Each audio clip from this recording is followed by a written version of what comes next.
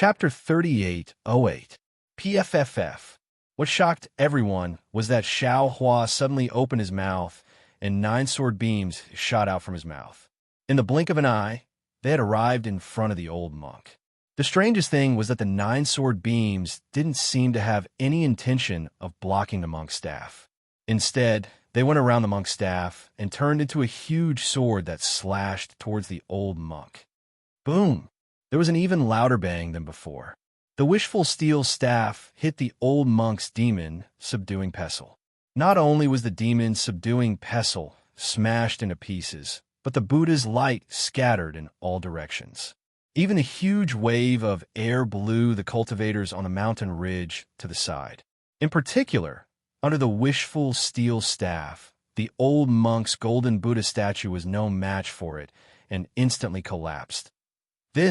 How is this possible? Hai Tian was completely dumbfounded. Just now, Xiao Hua's wishful steel staff did not seem so powerful.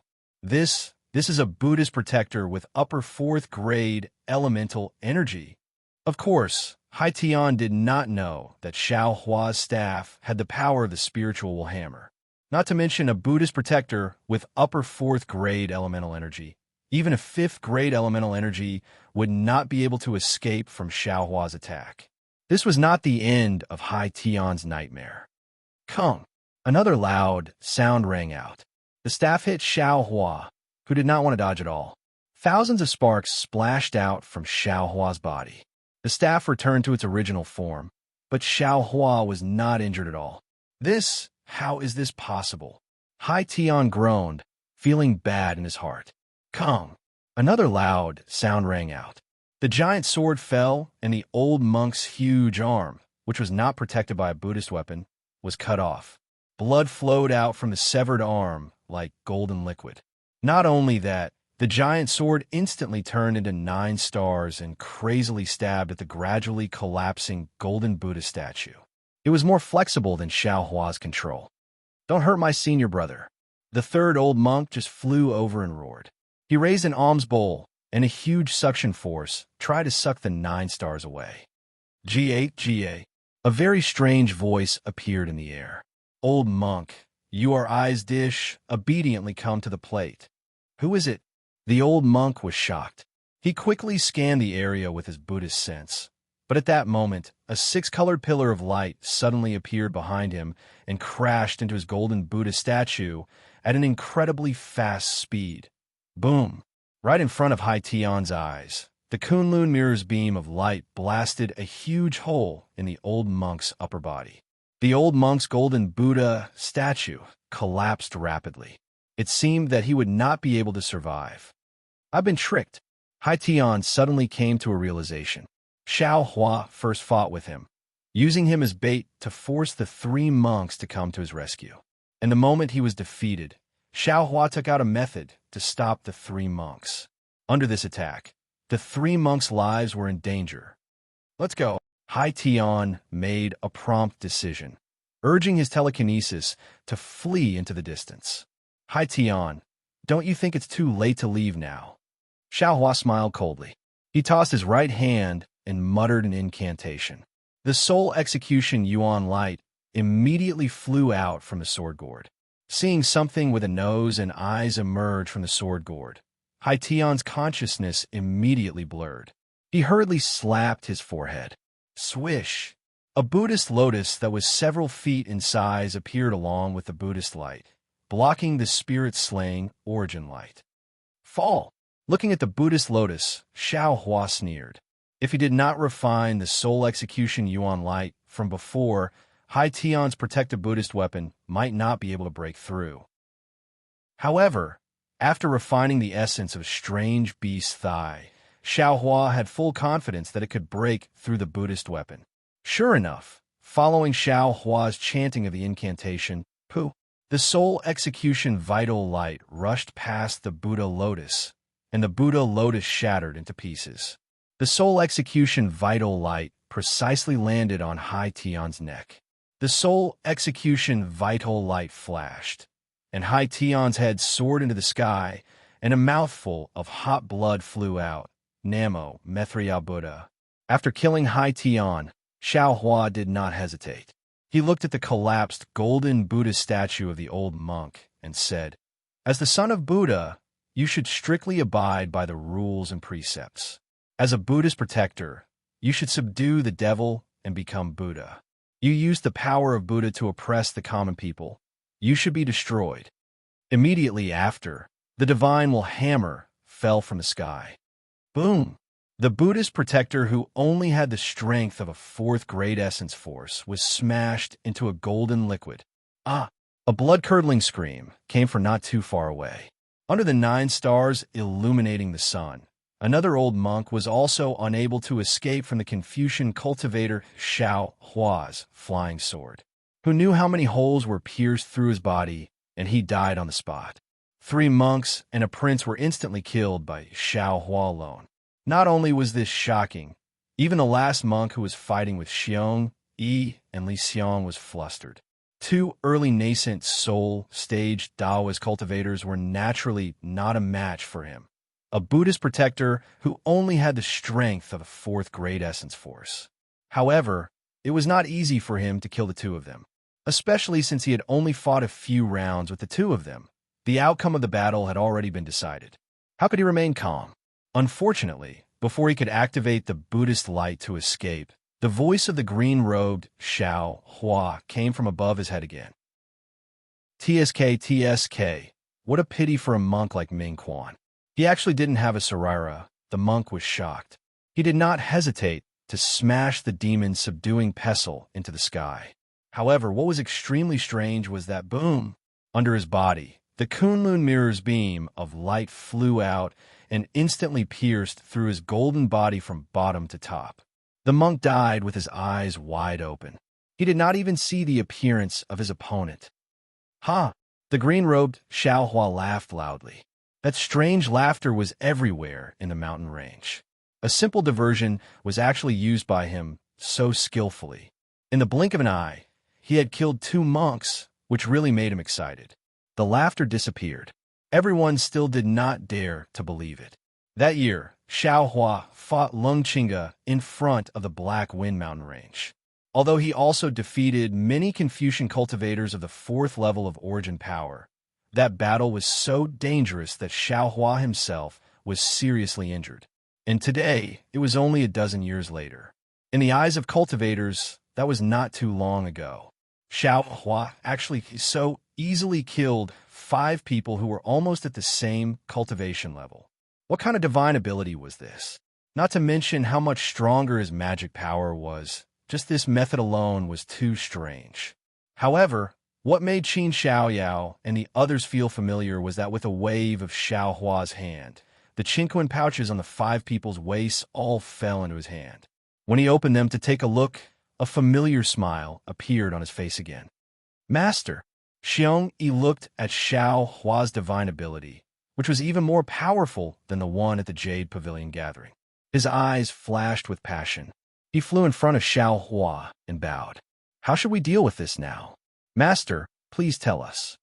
Xiao Hua stood in the air. He looked at Xiao Jian's corpse, and then at Yuanya's pale face. His thoughts were in a mess. These 2 were the first people he had encountered after coming to the hidden immortal continent. They had been so good master and disciple back then, but now they had fallen to such a state. Part of this was due to Hai Tian of Jiasa. But if Xiao Jian did not have his own plans and his desire to kill Yuanya, how could he have ended up like this? Why does it have to end with killing each time? Xiao Hua sighed. His gaze swept across the corpses of Hai Tian and the other Jiasa cultivators. These people were too deeply involved in the mortal world and could not compare to Ku Tuchuo of the Single Yong. In the end, Xiao Hua's gaze landed on the Chongling princess. At this time, the Chongling princess was as panicked as a quail. Her bloodless face had a pair of terrified eyes. She did not dare to meet Xiao Hua's gaze and only secretly looked at Yuanya. Unfortunately, Yuanya had thrown his worldly ties to the ground with the sun. The Chongling princess' gaze was not as good as a leaf in the wind. "Chongling," Xiao Hua said coolly. This surprised the Chongling princess. She did not have a blaming tone. "Daoist Xiao." The Chongling princess immediately realized and hurriedly knelt on the ground. She kowtowed and said, "I Jiao was bewitched by Hai Tian of Jiasa. No need to say more." Xiao Hua waved his sleeve and stopped the Chongling princess from speaking. He said, "This old man heard your words just now. To say that this old man is disappointed is true, but this old man is also very happy. You allowed Yuanya to see human nature and allowed him to take another step out of the black jade dark forest. This is better than anything else. Of course, the reasons you speak of are not this old man's original intentions. They are just your suspicions. You really are gauging the heart of a gentleman with the yardstick of a villain. Since this old man promised you, I will give it to you." As he spoke, Xiao Hua raised his hand and took out the imperial teacher's lot. He looked closely and grimaced. "This old man risked my life to get the imperial teacher's lot. I really did not expect to fall to such a state. Daoistly, this Xiao really regrets not listening to your advice." Xiao Hua looked at Li Xiang. Li Xiang looked at Xiao Hua with narrowed eyes and said with a smile, "Does Daoist really regret it?" "Haha, of course not." Xiao Hua laughed. "If this old man did not go, how could I know so much of the truth?" As he spoke, Xiao Hua decisively threw the imperial teacher's lot to the Chongling princess and said, "The imperial teacher's lot is here. Revive Jiang country yourself." Clap. Seeing the imperial teacher's lot land not far from her head, the Chongling princess bit her lips and thought of something. However, what she was thinking was not important. Xiao Hua waved his hand and said to Qin Xiaoyao, "Xiaoyao, all Fortune Gate disciples return to Black Wind Ridge. No one is allowed to stay in Jiang country." "Yes, old master." Qin Xiaoyao looked coldly at Lu Bingjin and shouted, "Disciples, pass on old master's orders. We will return to Black Wind Ridge with old master." "Yes." The group of disciples raised their eyebrows and exhaled in relief. Then they scattered in all directions. Seeing the disciples leave, Qin Xiaoyao supported Yuanya and flew into the air. He bowed and said, "Disciple greets, old master." "In Xiaoyao, you did well." Xiao Hua smiled and said, "You are righteous in front of right and wrong, far better than before. Disciple does not deserve praise." Qin Xiaoyao hurriedly smiled. "It is all disciples' fault for not taking care of Yuanya and Xiao Jian. This is not your fault." Xiao Hua waved his hand. "How can you see the rainbow without going through the wind and rain? If not for today's matter, how could Yuanya enter this old man's sect?" Yuanya was really disheartened. Hearing Xiao Hua's words, he was shocked. "Senior Xiao, what did you say?" "Your grandmother. You secretly learned this old man's ultimate skill. Do you still want to escape from this old man's hands?" Xiao Hua reached out and slapped Yuanya's head. Chapter 3809. Yuanya's eyes heated up, and he was about to kneel in the air. Unfortunately, he was injured. After moving a few times, his mouth twitched in pain. However, as stubborn as Yuanya was, he still knelt there with difficulty and kowtowed 9 times in the air. "And get up." Xiao Hua was very satisfied. He raised his hand and said, "I did not expect your talent to be good. Who taught you this flying skill?" Yuanya did not dare to hide, and hurriedly explained, he was afraid this disciple would be injured in front of the 2 armies, so he secretly taught me. "Very good." Xiao Hua nodded. With a wave of his hand, the Pegasus and flying carriage landed in the air. He said, "Return to Black Wind Ridge with this old man." "Yes." Yuanya and Qin Xiaoyao agreed. When Xiao Hua and the others got on the flying carriage, the 2 also got on respectfully. The Pegasus raised its head and neighed. A milky white light streaked across the sky and quickly disappeared into the horizon.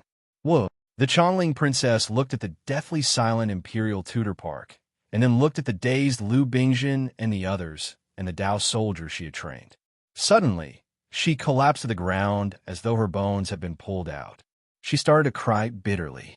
The tears fell on the ground, but they disappeared in an instant. It was very similar to what the Chongling princess had lost in half a day. Everything was gained and lost in an instant. The Pegasus pulled the flying carriage out of Jiang country. After flying for a while, Xiongyi said in a low voice, "Master, wait a moment. This disciple has something to report to Master." "Oh, what is it?" Xiaohua asked curiously. "Master, just follow this disciple." Xiongyi did not say more. He flew down from the flying carriage and flew to a place outside the capital of Jiang country.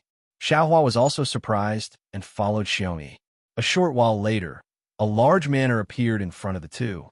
Xiaohua's consciousness swept over, and a surprised expression appeared on his face. He said curiously, "Xiongyi, why are there so many boys? There must be tens of thousands?" "Yes, master," Xiongyi said with a smile. "Master has orders. How can Qin Xiaoyao and the others dare to neglect?" Naturally, they searched everywhere. There are many orphans in the poor villages near Yu province. The disciples did not care about the cost and scattered large amounts of silver. Naturally, they brought many boys. Actually, from what this disciple sees, half of them are choosing boys for master, and the other half for doing good deeds. Earlier, these boys were left behind at Blackwind Ridge. When I came here, I felt that it was inappropriate. Those demons cough. To tell the truth, I didn't dare to trust them, so I sent them here. Later, Master Sun Kong and Senior Zhang Daoran also sent boys over, and I gathered them here. I've also taken the time to take a look at these child disciples.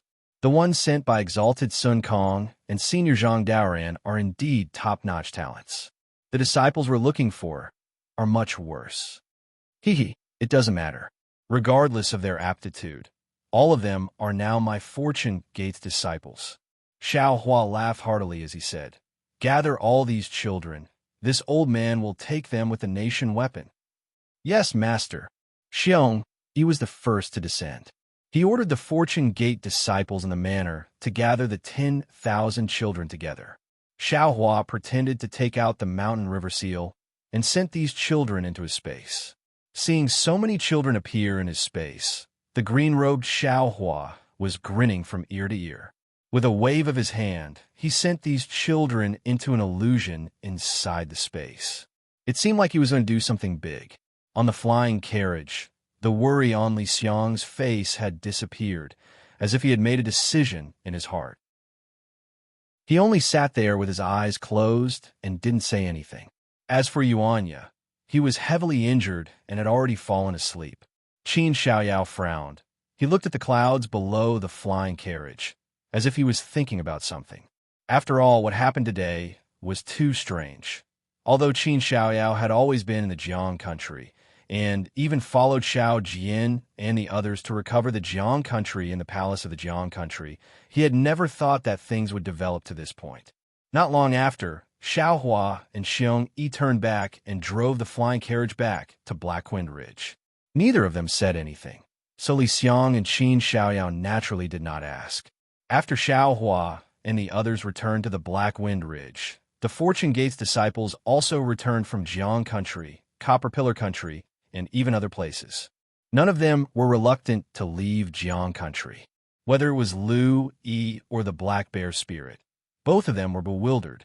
When they saw Yuanya's injuries and heard Qin Xiaoyao's description, all of them were filled with righteous indignation, thinking about how much effort they had put into reviving Jiang country. Yet in the end, this was the result. Anyone would be furious. However, Lu Yi was glad that the bitter Yuanya had escaped from Xiao Jian's control and had finally entered his master's tutelage. This was a great fortune amidst all the unhappiness. The matter of the Fortune Gate disciples returning to Blackwind Ridge naturally could not be hidden from Shui Mingzi, Ao Zhantian, and the others. When they found out the reason, their anxious hearts calmed down, and they waited for Xiaohua's decision. On the other hand, Xiaohua only showed his face once in his cultivation cave after returning to Blackwind Ridge. Then he went into seclusion. No one knew what he was doing. Only Xiong, he was in charge of the Blackwind Ridge's affairs. What could Xiaohua do in seclusion? Naturally, it was to help green-robed Xiaohua establish a sect in the space. When Jade Archive Xiaohua entered the space, he saw green-robed Xiaohua with his hands behind his back. He proudly stood in the sky. Below him was an abnormally tall mountain range. Jade Archive, Xiao Hua had arranged for more than 10,000 children to settle down on this mountain range. Layers of lightning flashed around green-robed Xiao Hua's body, and an indescribable fluctuation rippled out from his body. The lightning-devouring bead that Xiao Hua had stored in the space had long been swallowed into his stomach. While he was nourishing the lightning-devouring bead with his space force, he was also carefully comprehending the changes in the lightning inside the lightning-devouring bead. Xiao Hua's lightning escape technique had improved by leaps and bounds due to his comprehension of the lightning-devouring bead. Seeing Jade Archive Xiao Hua enter, green-robed Xiao Hua hurriedly cupped his fists and said, "Fellow Taoist is here. Quickly, give I some advice." Seeing this, Jade Archive Xiao Hua chuckled. That's right. Although green-robed Xiao Hua was ambitious to establish his own force, there would be many problems if he really wanted to do it. After all, green-robed Xiao Hua's divine ability was not small, but he knew very little about establishing a sect, just like Xiao Hua. Moreover, other than the 10 great primordial spirits, Xiao Hua would not divulge the secret of the space to anyone else. Thus, Xiao Hua could only do it himself. Fortunately, in the space other than Jade Archive Xiao Hua and green-robed Xiao Hua, Confucian cultivator Xiao Hua was also quietly thinking about something. He volunteered himself to come out, glorifying it as training. Jade Archive Xiao Hua naturally knew that Confucian cultivators had to train in the hidden immortal continent before reaching the 5th grade of elemental energy. Understanding the arts and etiquette, and even managing a region, this had an extremely subtle effect on Confucian cultivators' understanding of the noble qi. However, the problem was that Confucian cultivator Xiao Hua's 5 qi's unifications seemed to be different from ordinary Confucian cultivators. He shouldn't need any training, right? When Confucian cultivator Xiao Hua haggled with green-robed Xiao Hua, Jade Archive Xiao Hua already understood that Confucian cultivator Xiao Hua also wanted to get share of the profits from these 10,000-plus children. Seeing Confucian cultivator Xiao Hua's eagerness to give it a try, Jade Archive Xiao Hua agreed very much. After all, Confucian cultivators had a large number of ancient books and scrolls. Among them were academies, sects, and even the constitution of a country. The 2 primordial spirits only needed to follow these diagrams to establish a sect. However, these children were all young. Jade Archive Xiao Hua didn't know what this so-called sect would look like in the hands of green-robed Xiao Hua and Confucian cultivator Xiao Hua. However, Jade Archive Xiao Hua didn't care about this. Within the space, everything was under his control. He simply let the 2 primordial spirits pair up. Jade Archive Xiao Hua's figure landed on the huge white bones below the immortal beheading stage. Xiao Hua obtained an extremely large number of white bones on the altar of the legacy realm. Now, these white bones were all stably gathered together, forming a huge human figure. However, this human figure was very strange. It actually had 3 heads and 6 arms. It's really strange. Could it be that these are the skeletons of 3 people? Jade Archive Xiao Hua pinched his chin and looked at the white bones that were being tempered under the lightning water. Xiao Lei's body flashed with lightning as he lay among the white bones in a deep sleep. He couldn't help but think to himself, but if it's the skeletons of 3 people, these broken bones are tightly knit together without any extra parts. Moreover, in the lightning water, the bone spurs between these white bones are gradually healing. It must be a giant with 3 heads and 6 arms. Oh no, it's still missing a piece. Jade Archive Xiao Hua's gaze swept over. His figure swayed, and he appeared on top of the giant's head. Sure enough, he saw that the top of the giant's head was missing a 1-foot square, triangular white bone. This triangular gap was very neat, as if it was pierced by an extremely sharp weapon. Damn, is this the legendary failure at the last hurdle? Jade Archive Xiao Hua's previous joy was extinguished by more than half. However, he also knew that this missing piece of white bone was certainly not in the legacy realm. He was afraid that it was the same as the other white bones he obtained, lost in a different place. Let's leave it to fate. Jade Archive Xiaohua thought for a moment and shook his head. I still have important things to do. When Xiaohua's mind left the space, he waved his hand and took out the Kunlun mirror, releasing Xian Song Zi's nascent soul. Xian Song Zi didn't dare to be negligent and hastily bowed to greet him. Xiaohua smiled and helped the little Xian Song Zi up. He asked, "Is there anything wrong with fellow Taoist's current cultivation?" Xian Song Zi said with a smile, "I'll let Taoists know that there are many twists and turns in the cultivation of scattered nascent soul. Many of them are not what I have experienced before. Many times, even I am not sure. Moreover, I don't have a physical body, so I feel that there are many restrictions in comprehending cultivation methods." Xiaohua thought for a moment and took out a new spiritual intelligence derived from the northern underworld breath. He smiled and said, "Is fellow Taoist talking about this? What is this?" Xian Songzi looked at this somewhat strange thing. He didn't know what it was and looked at Xiaohua in bewilderment. "This is the spiritual intelligence derived from fellow Taoist's ink cloud pupil." This is the spiritual intelligence derived? How did Taoists know? Xian Songzi was in disbelief. After all, there was only a name and no image. Who knew which one was the spiritual intelligence derived? Chapter 38:10. If I say so, then so be it. Xiaohua smiled. I called you out just to ask you, are you going to take it now? Or do you want to take it later? I also want to take it.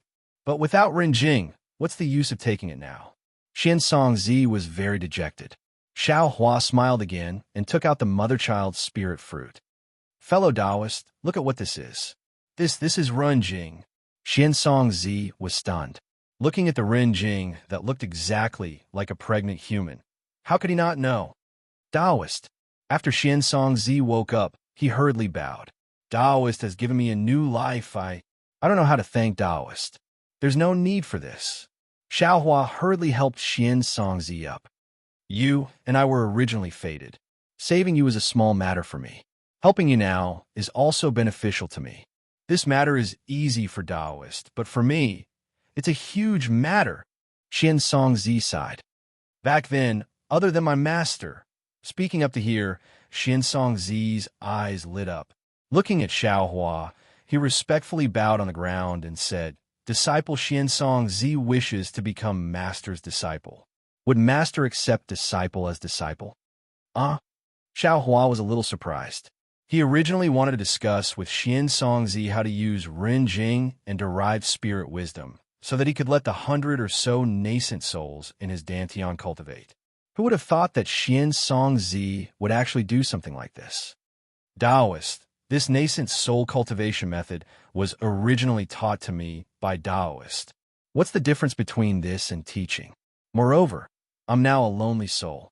Without Taoist protection, I wouldn't be able to survive. Being able to become Taoist disciple is actually my fortune. Xian Song Zi kowtowed. Taoist, please have mercy. Xiaohua pondered a bit. He knew that Xian Song Zi was right. Although his heart was magnanimous, what would Xian Song Zi think? This was also a heart demon and karma. Only by accepting this karma could he truly help Xian Song Zi. Okay, Xiaohua nodded. Xian Song Zi was overjoyed. Just as he was about to kowtow, Xiaohua hurriedly waved his hand. Wait a moment. Yes, Master. Xian Songzi was amazed, but when Xiaohua released Master Taoist Jingting's nascent soul, Xian Songzi understood. Spiritual Master Jingting's nascent soul was protected by the green-robed Xiaohua in the Lianyao flask, so his nascent soul wasn't obliterated. Now that he had rested for a few years, he had recovered a little. Now that he appeared in front of Xiaohua, although he knew that he had escaped death, his little face was filled with despair, just like Xian Songzi. Master Taoist Jingting. Xiaohua points his finger and says, You were fated to meet this Xiao at the Jade Pavilion Conference, and you were even implicated by this Xiao inside the formation. Now that you've lost your physical body and only have your nascent soul left, this Xiao is willing to bear this karma for you. Are you willing? Taoist Master Xiao. Taoist Master Jingting looks at the Yuanying kneeling in front of him, somewhat puzzled. What if I'm willing? What if I'm not? He, Xian Songzi, get up and break it down with Reverend Jingting. Xiaohua didn't say much and let Xian Songzi explain to Master Taoist Jingting. Seeing Master Taoist Jingting like this, Xian Songzi's heart was filled with sympathy. This was the so-called sympathy for fellow sufferers. In a moment, he had already explained the cause of the matter clearly. Although Master Taoist Jingting's reaction was slow and his luck wasn't good, his mind wasn't inferior to Xian Songzi's. At this time, how could he not know that there was an unprecedented road in front of him? Disciple Master Taoist Jingting is willing to become Master Taoist disciple. Master Taoist Jingting knelt in front of Xiaohua with Xian Songzi. Good. Xiaohua nods. Although this old man has some knowledge about the cultivation method of scattering nascent soul, after all, I can't often teach it to you. Now that the two of you are cultivating together, we can exchange knowledge and discuss it with each other. Yes, disciple understands. Xian Songzi and Master Taoist Jingting understood Xiaohua's painstaking efforts. The two of them kowtowed together 9 times, which could be considered as becoming Master Taoist. All right, since you've become Master Taoist Jingting's disciple, Master Taoist Jingting, Xiaohua says with a smile, Master will first teach you the cultivation method of scattering nascent soul. Master, just call disciple Jingting. Taoist Jingting says respectfully. Good.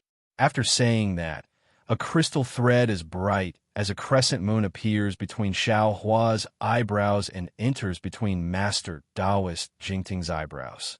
Boom! Master Taoist Jingting feels as if his mind is being bombarded by a huge object.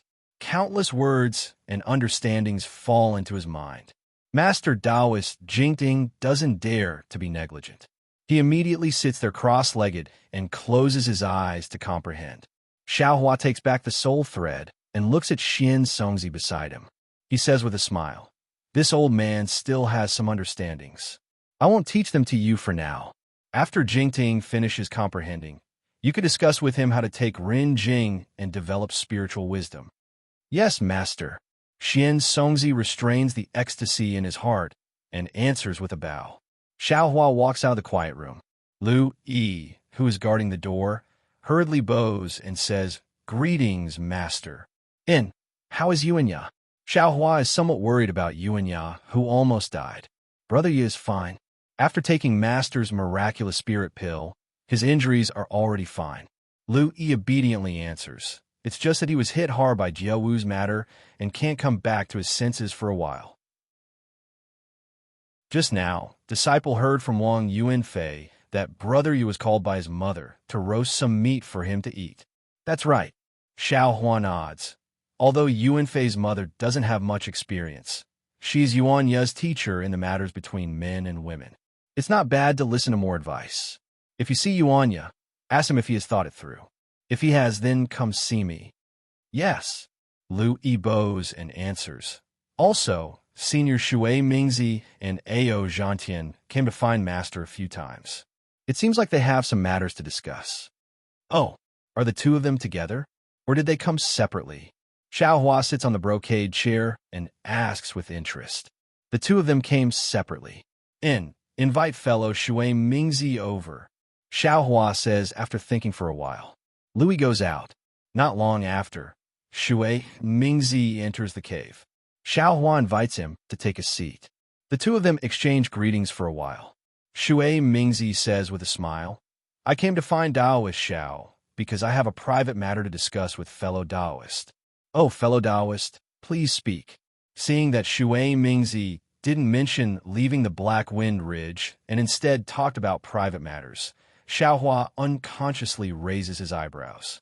Previously, I also told Taoists that the situation in the hidden immortal continent is very delicate. The changes in the Yaotai Mountain will probably anger the immortal palace.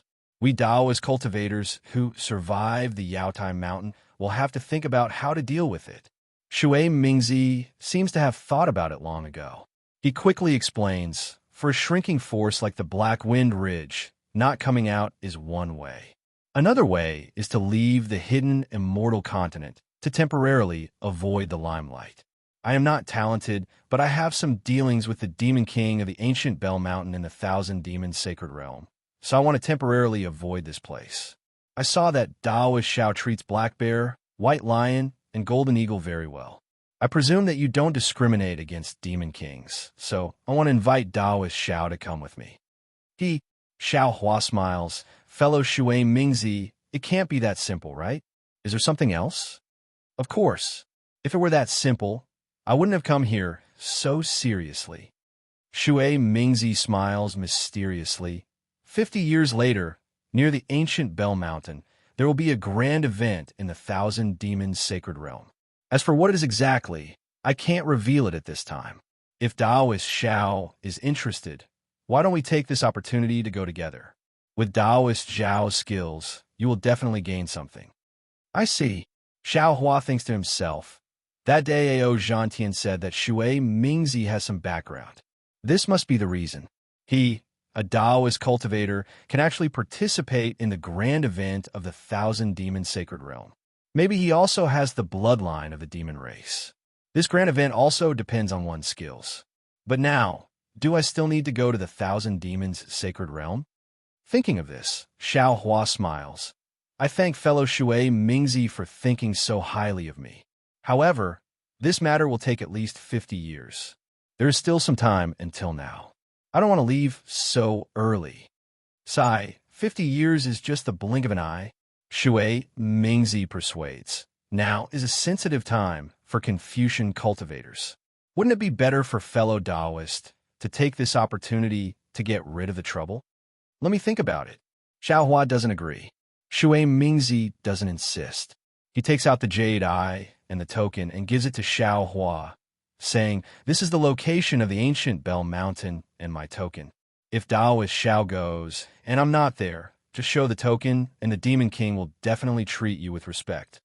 Okay, Xiao Hua takes it and says, "If I have nothing to do, I will definitely go." Okay, I will wait for Daoist Zhao's arrival. Shui Mingzi stands up and leaves. After Xiao Hua stands up and send him off, he asks Lu Yi to invite Ao Zhantian. He looks at the jade eye and the token in his hand with a smile and puts them away. He just came back from a misty mountain maze and still has many things to learn. How can he have the time to go to the Thousand Demons Sacred Realm? Not long after, Ao Zhantian also arrives. Unlike Shui Mingzi, Ao Zhantian's first sentence is Daoist Xiao. Did Shui Mingzi find Daoist Xiao? Xiao Hua smiles. The Black Wind Ridge is only so big. Ao Zhantian will know whether Shui Mingzi came or not with just a sweep of his divine sense, so there is no need for him to hide. After Xiao Hua slightly nods, Ao Zhantian says, "Previously, I vaguely knew that fellow Daoist Shui Mingzi's origin is not simple, but I didn't expect him to be related to the Demon King of the ancient Bell Mountain. His origin is not small." Xiao Hua asks curiously, "Does the Demon King of the ancient Bell Mountain have a special origin?" Daoist Xiao lives in the Yu province, which is east of the hidden immortal continent, so you might not know much about the Thousand Demons Sacred Realm. The Demon King of the ancient Bell Mountain. I heard that he is the descendant of a great sage in the Thousand Demons Sacred Realm. Do you think Shui Mingzi's origin is powerful? Great sage. Xiao Hua nodded. This is a senior of the 9th grade of origin power. No wonder. It's not just the 9th grade of origin power. Ao Zhantian sighs.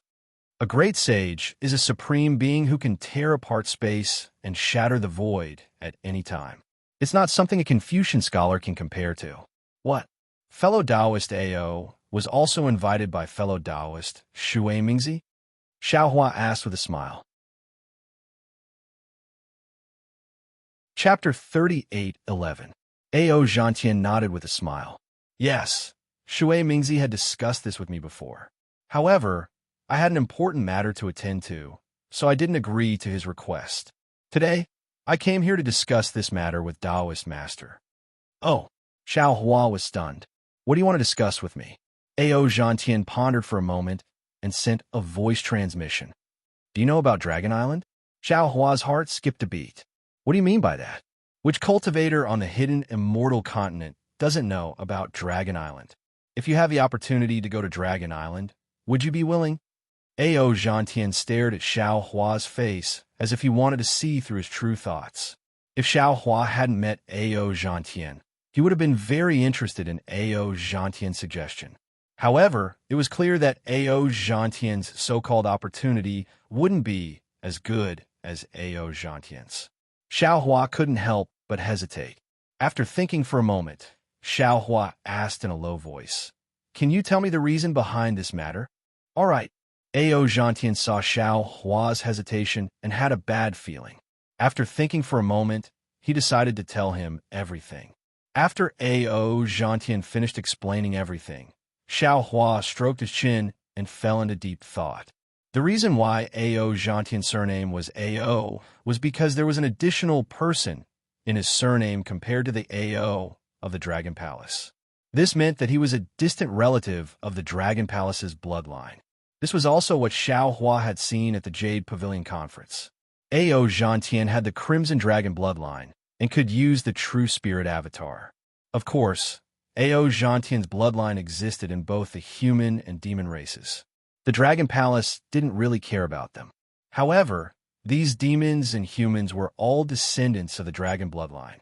Therefore, every 100 years, the Dragon Palace would hold a selection ceremony to select the purer and more powerful disciples to enter Dragon Island. However, Ao Zhantian and the other descendants of the dragon bloodline only had 3 chances. If they couldn't set foot on Dragon Island after 3 chances, they would lose the right to enter Dragon Island. The Dragon Island was a mysterious place. It was as famous as the Immortal Palace, the Thunder Temple, and the Great Sage Hall. There were countless treasures on the island. If an ordinary cultivator could obtain even one of them, they would be able to take a huge step forward in their cultivation. Although this Dragon Island training area wasn't the core of the Dragon Island, in order to obtain this opportunity, these descendants with the dragon's bloodline would fight until their heads bled every time.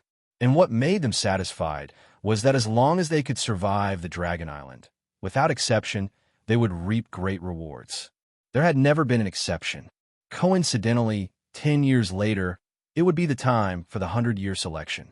Ao Zhantian had already participated in the selection ceremony twice, and he had failed to obtain the right to enter the Dragon Island. This was his last chance. Moreover, if Ao Zhantian passed the selection ceremony, even if he didn't gain anything from the Dragon Island, his name would be recorded in the register of the Dragon Palace. Even if he reached the out-of-aperture stage in the future, the Immortal Palace wouldn't force him too much out of consideration for the Dragon Palace. Thus, Ao Zhantian placed great importance on this selection, which was why he had come to ask Xiao Hua for help. Xiao Hua thought for a moment, and thought to himself, I can use Ao Zhan to enter the Dragon Island, but the problem is whether Ao Qian can be rescued. Even if Ao Qian is rescued, the East Sea Dragon Palace will definitely look for the culprit behind Ao Qian's assassination. In that case, they will inevitably look for me. I have a history with the Heavenly Cave River, and I know the ins and outs of the Dragon Island. If I go to Ao Zhan, not only will he betray me, but the people of the Dragon Palace will also interrogate me. Wouldn't I be walking right into their trap? Rather than taking that risk, I might as well follow Ao Zhantian. Either way, there are humans and demons here, and it'll be easier to avoid them. Taoist Ao, Xiao Hua asked, this election is an opportunity for your dragon bloodline descendants. What does it have to do with me? Of course it has to do with me. Ao Zhantian laughed. I can bring my guards to participate in the selection. This is the rule of the Dragon Palace. Once I pass the selection, my guards can also follow me to the Dragon Island. Damn it, you're a nascent soul cultivator of the Dao Gate. Why do you need guards? Xiao Hua asked, not knowing whether to laugh or cry. Ao Zhantian shrugged and replied, I have no choice. This is the custom of the Dragon Palace. If the descendants of the Dragon Palace don't bring guards, then they're not descendants of the Dragon Palace. Even if I don't bring guards, those arrogant demons and Confucian cultivators will. And I understand. Xiao Hua nodded. But where will the selection be held this time? The North Sea Dragon Palace is hosting the selection this time. Ao Zhantian explained. As for where it is, we'll only know when we arrive at the designated place. The North Sea Dragon Palace. Xiao Hua smiled. As long as it wasn't the East Sea Dragon Palace or the West Sea Dragon Palace, Xiao Hua was willing to go. All right. Xiao Hua nodded. If that's the case, I'll go with you and try my luck. Good. Ao Zhantian clapped. I knew that Taoist Master Xiao would definitely lend me a hand. Now, I'll go with you. So soon? Xiao Hua was a little surprised. Why don't we hurry up? Ao Zhantian asked curiously. The hidden immortal continent is currently in a dangerous situation. Who knows when the heavenly immortal palace will send their fury down? If we rush to the North Sea Dragon Palace's territory now, even if the heavenly immortal palace wants to vent their anger on us, they won't be able to do anything to us. Besides, I've already prepared a lot for this election. Fellow Taoist doesn't need to prepare anything. You just need to follow me. Although Xiao Hua knew that Ao Zhantian and Shui Mingzi were right, he really couldn't leave. After thinking for a moment, Xiao Hua smiled. How about this?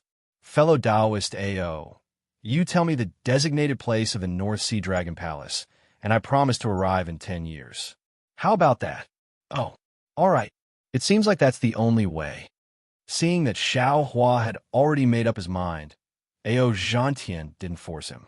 Just like Shui Mingzi, he took out his own token and a jade eye ring and handed them to Xiao Hua before turning to leave.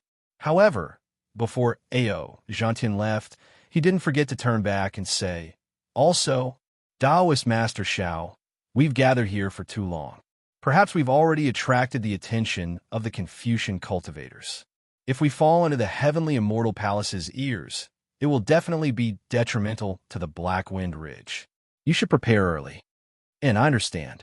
I'll have to trouble fellow Taoists to inform the other fellow Taoists that I'll be holding a farewell banquet tomorrow morning and invite all fellow Taoists to attend. Xiao Hua had already thought of a plan. Okay. The last stone in Ao Zhantian's heart was lifted and he left with a smile. There was no need to mention the farewell banquet. Xiao Hua raised his cup, and the other cultivators also raised their cups. According to the blood oath, as long as Xiao Hua needed them for 1,000 years, they would be at his beck and call.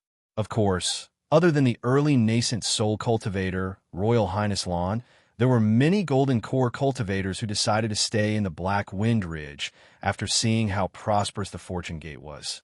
After the banquet, the group of cultivators bid farewell and flew out in batches. However, there were too many Taoist cultivators working for Xiao Hua. In order not to attract the attention of the Confucian cultivators, these cultivators flew for an entire day before gradually dispersing. Shui Mingzi and Ao Zhantian were the last to leave the capital star formation. There was no one else in the Black Wind Ridge anymore. Xiao Hua turned around and walked into his cave. Xiao Hua had just sat down in his cave when Royal Highness Lan came in with dozens of golden core cultivators. As soon as Royal Highness Lan entered the cave, he immediately bowed and said, Taoist Master Xiao, I have chatted with fellow Taoist Xiong a few times in the past few days. Although fellow Taoist Xiong did not tell me too much, I already know quite a bit about what happened in the country of Jiang. Now that I've reached a bottleneck in my cultivation, I'm especially worried about my lifespan. Since I've already made a blood oath to serve Taoists for 500 years, I don't have much time to squander after these 500 years. Rather than that, why don't I just become Taoist disciple and receive your guidance? Junior is also willing to become Taoist Zhao's disciple. About 20 golden core cultivators bowed and said in unison. Xiao Hua looked at Royal Highness Lan and thought inwardly. Royal Highness Lan was also saved by him during the Jadestage conference. This cultivator's shrewdness was above Xiong Yi's, and his ability to judge the situation was even better than Xiong Yi's. In the short few years he had been in the Black Wind Ridge, he had seen a lot of things, such as the Origin Stone Mine, the Capital Star Formation, and the battle between Jiang Country and Copper Pillar Country. However, Xiao Hua looked at these cultivators and said solemnly, Royal Highness Lan, If it was in the past, I would welcome you to become my disciple. After all, you can gather the power of the Tao sect and protect our Tao sect from the influence of Confucian cultivators. But now that the Jadestage Mountain has changed, if you become my disciple, you might be implicated. Are you still willing? Haha, Taoist Xiao is overthinking. Royal Highness Lan laughed and said, I have thought about it over these years. I have suffered a lot in order to reach the nascent soul realm. I have also suffered a lot under the pressure of Confucian cultivators. If Taoist Xiao hadn't saved me during the Jadestage conference, I would have died long ago. People who have died once can see things that ordinary cultivators can't compare to. Taoist Xiao's mind is broad, and his magic power is boundless. If I can receive Taoist Xiao's guidance, not only can my cultivation improve, I can also hide from Confucian cultivators under Taoist Xiao's protection. Why wouldn't I be happy? This disciple is willing to become Taoist Xiao's disciple. Royal Highness Lan knelt on the ground. The 20 Golden Core disciples also knelt and shouted, Junior is also willing to become Taoist Xiao's disciple. Good. Xiaohua nodded. Just as he was about to speak, he heard someone call out from outside the cave, Wait, oh! Xiaohua was stunned and raised his head to look. He saw Li Xiong rushing into the cave with dozens of his disciples behind him. Li Xiong entered the cave and immediately knelt beside Royal Highness Lan and said anxiously, Taoist Xiao, I am also willing to enter the Fortune Gate. Chapter 38:12. We juniors are also willing to become your disciples. Li Xiong's disciples said, and naturally knelt beside the 20 Jinan disciples. Looking at the liveliness in the cave, Xiao Hua smiled slightly, stood up and said, Fellow Taoist Li, get up quickly, what are you singing now? Ah, Taoist Xiao. Li Xiong did not get up, but lowered his head and sighed. Speaking of which, I, Xiong Yi, and this fellow Taoist have all received great kindness from Taoist.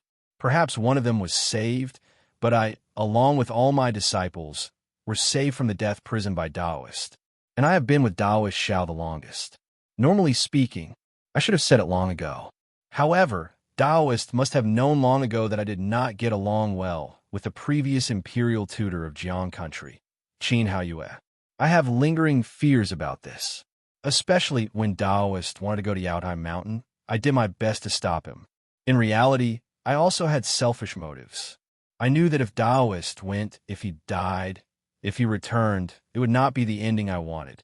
If Taoist took the imperial tutor's lot, he would definitely fall into the mortal world, and his mind would definitely be affected.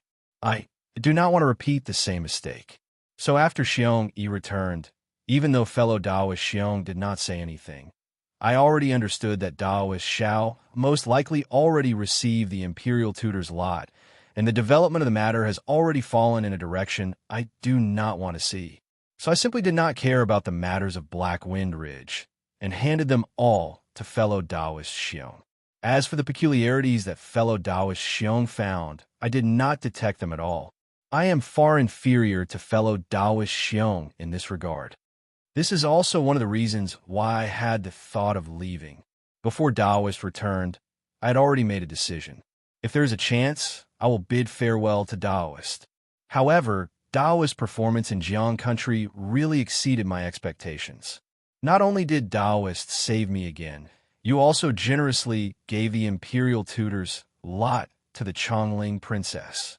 At this moment, I understand that Taoist is going to the Yaodai conference for that promise, and not just to establish a country. Taoist is not the Taoist I thought. Taoist should go to the Yaodai conference. A cultivator like Taoist who treats promises as gold. Is that not what I want to follow?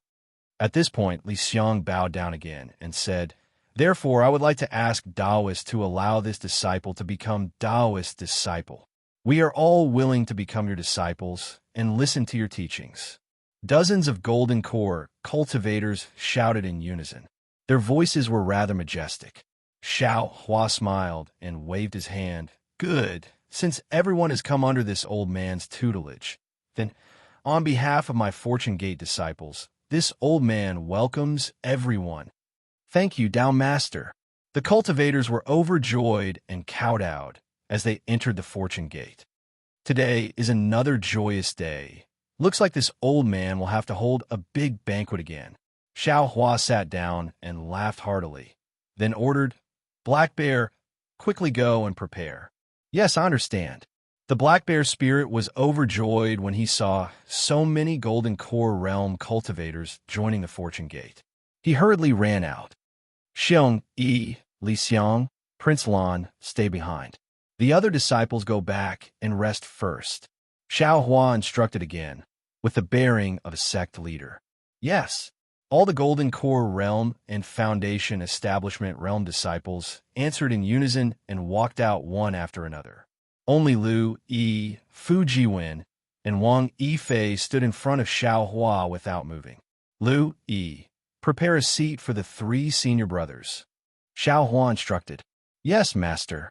Lu Yi's expression did not change. He glanced at Fu Jiwen and Wang Yifei. Then the 3 of them took out 3 chairs from the side and placed them beside the 3 nascent soul realm cultivators. Xiao Hua smiled and said, Senior brothers, please sit. Many thanks, junior brothers. Xiong Yi and the others knew that these 3 were the disciples that Xiao Hua had chosen. Although their cultivations were still shallow, their future was immeasurable, so they did not dare to neglect them. When the 3 nascent soul realm disciples were seated, Xiao Hua smiled and said, You all have seen it. Previously, this old man only wanted to accept a few disciples to train. The so-called founding of a sect was not something that I had thought of, but now, even you 3 nascent soul realm cultivators have come under this old man's tutelage. This lineup has exceeded this old man's expectations.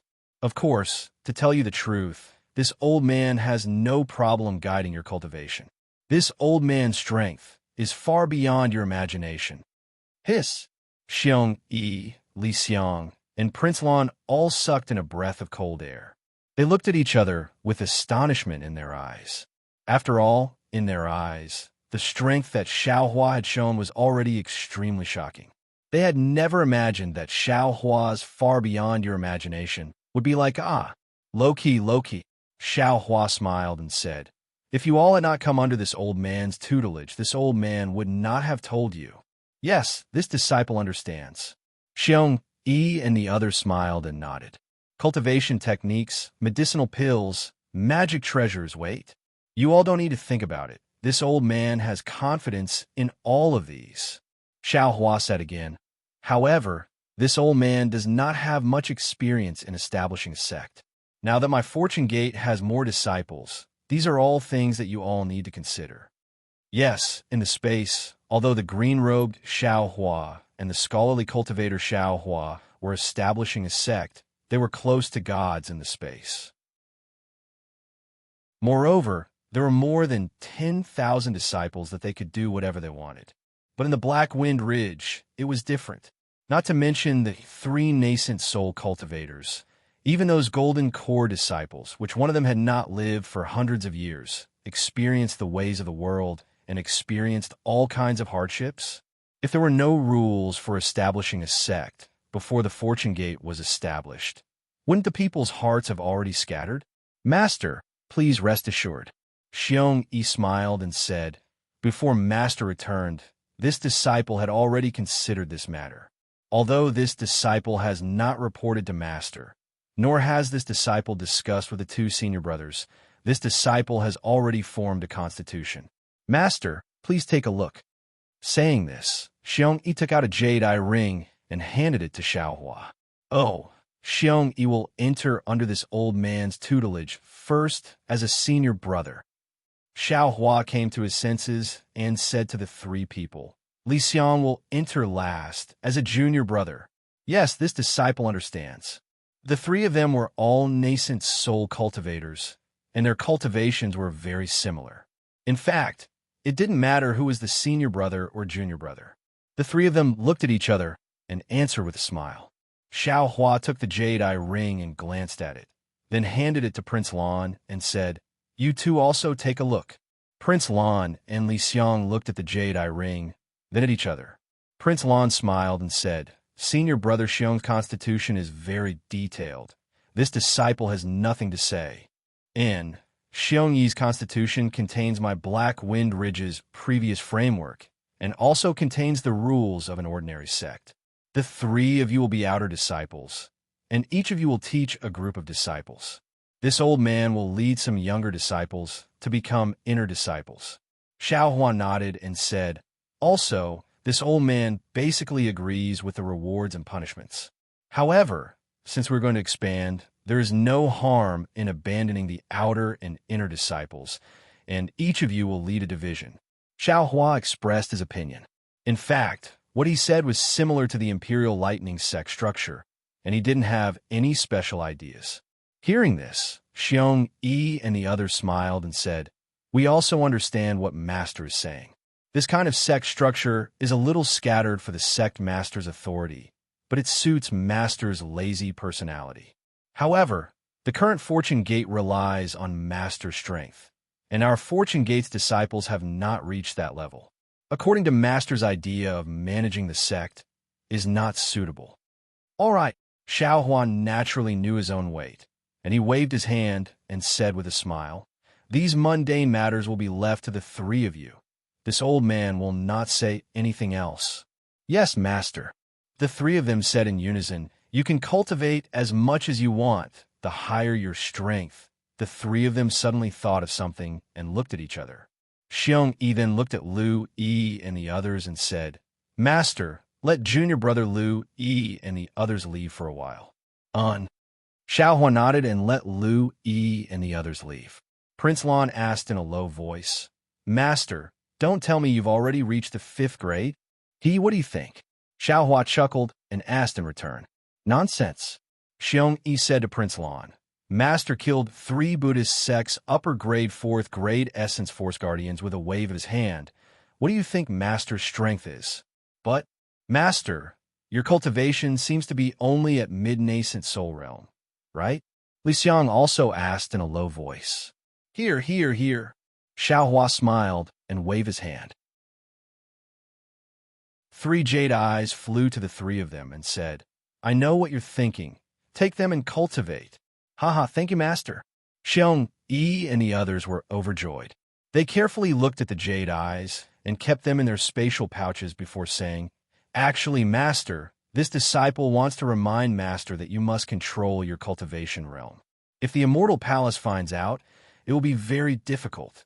This old man knows. Xiao Huan nodded and frowned.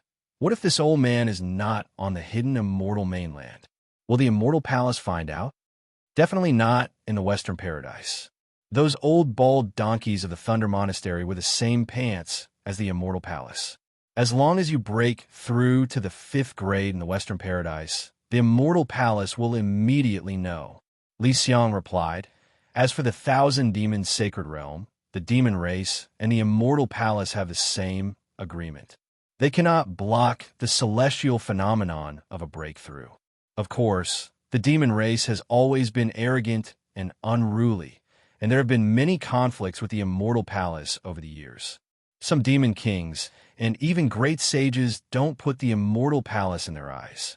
If our Taoist cultivators break through in these places, the Immortal Palace may not know. And even if they know, they won't dare to go down to the lower realm to capture us. However, this is on the premise that the fellow Taoist who breaks through will not be eaten by the Demon King. And this old man understands. Xiao Hua nodded. He already knew Shui Mingzi's plan. Master, this disciple also has something to discuss with everyone. Prince Lan was very happy that he obtained the Jade Eyes. Now that he saw Xiao Hua following his advice without any arbitrariness, he also said, I hope Master won't take offense. Xiao Hua smiled and said, Just say it. This disciple has not been in the Black Wind Ridge for long, so I might not know the origin of the Black Wind Ridge. Prince Lan said, But in this disciple's opinion, the Black Wind Ridge is not suitable to be the location of our Fortune Gate. Chapter 38:13. Oh, what do you mean? Xiao Hua frowned slightly, but he soon regained his composure and asked with interest. Master, Disciple has 3 reasons.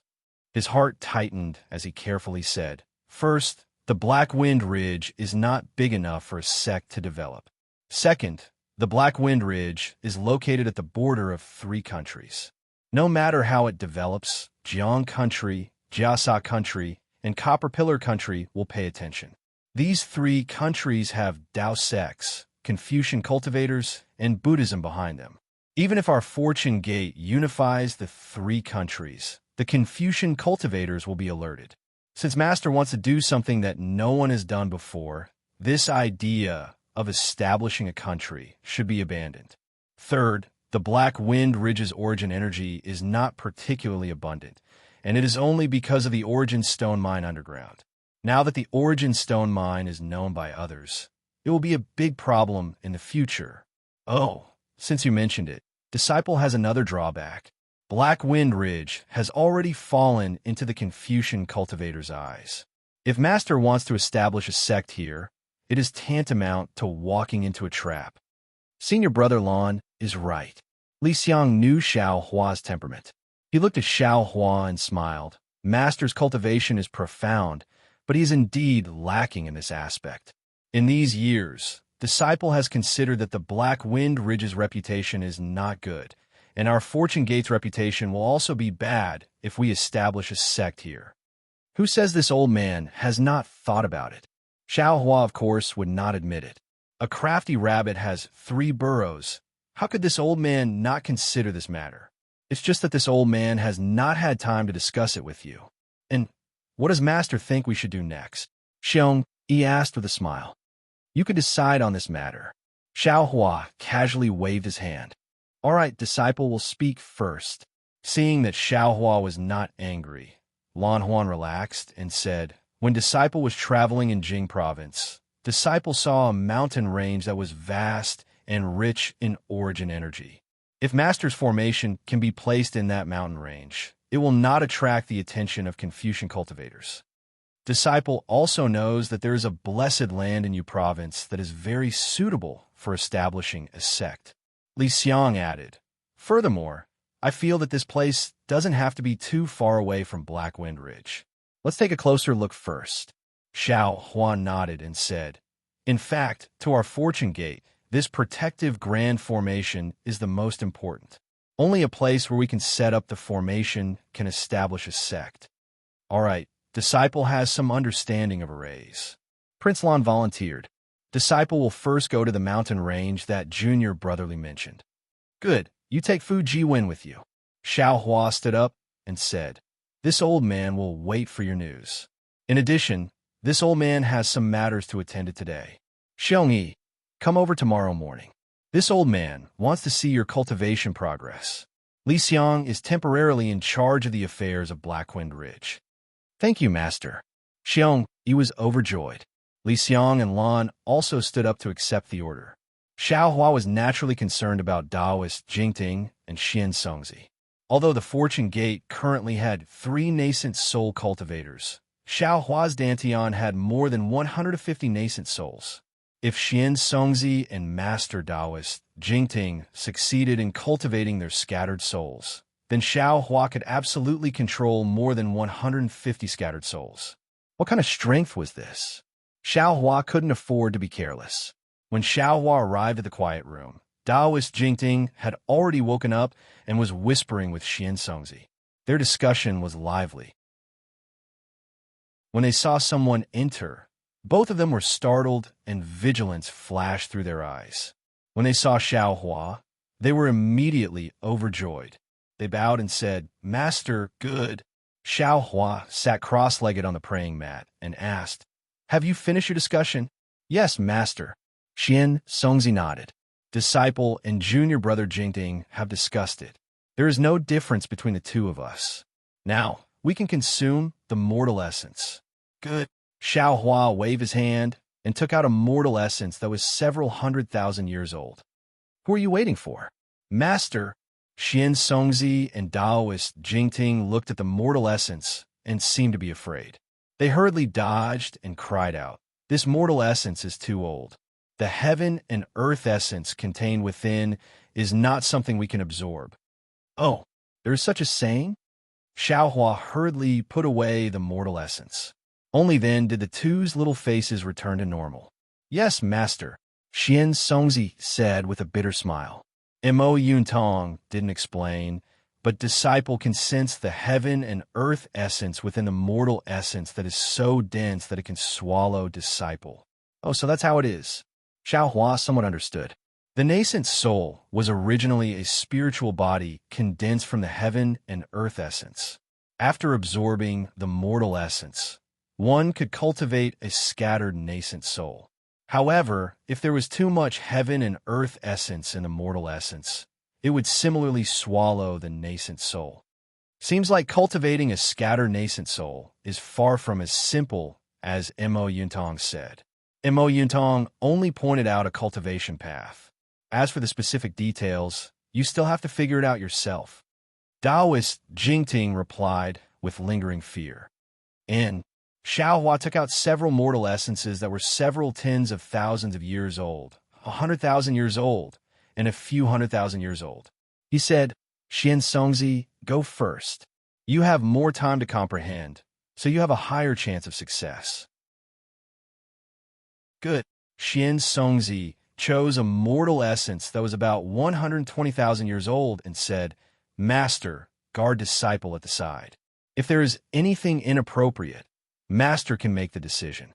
Master understands. Xiaohua nodded and put away the rest of the mortal essences. He rubbed his hands together and launched a series of mysterious seals. As the seals were launched, strands of crystal threads as thin as hair condensed in midair and slowly fell into the mortal essence. The mortal essence melted like ice and snow, turning into a ball of yellow liquid. Within the liquid, balls of golden threads rolled up and down. Moreover, as the whole ball of liquid violently swelled, after the crystal threads entered the liquid, layers of tiny ant-like runes seeped out from the golden threads.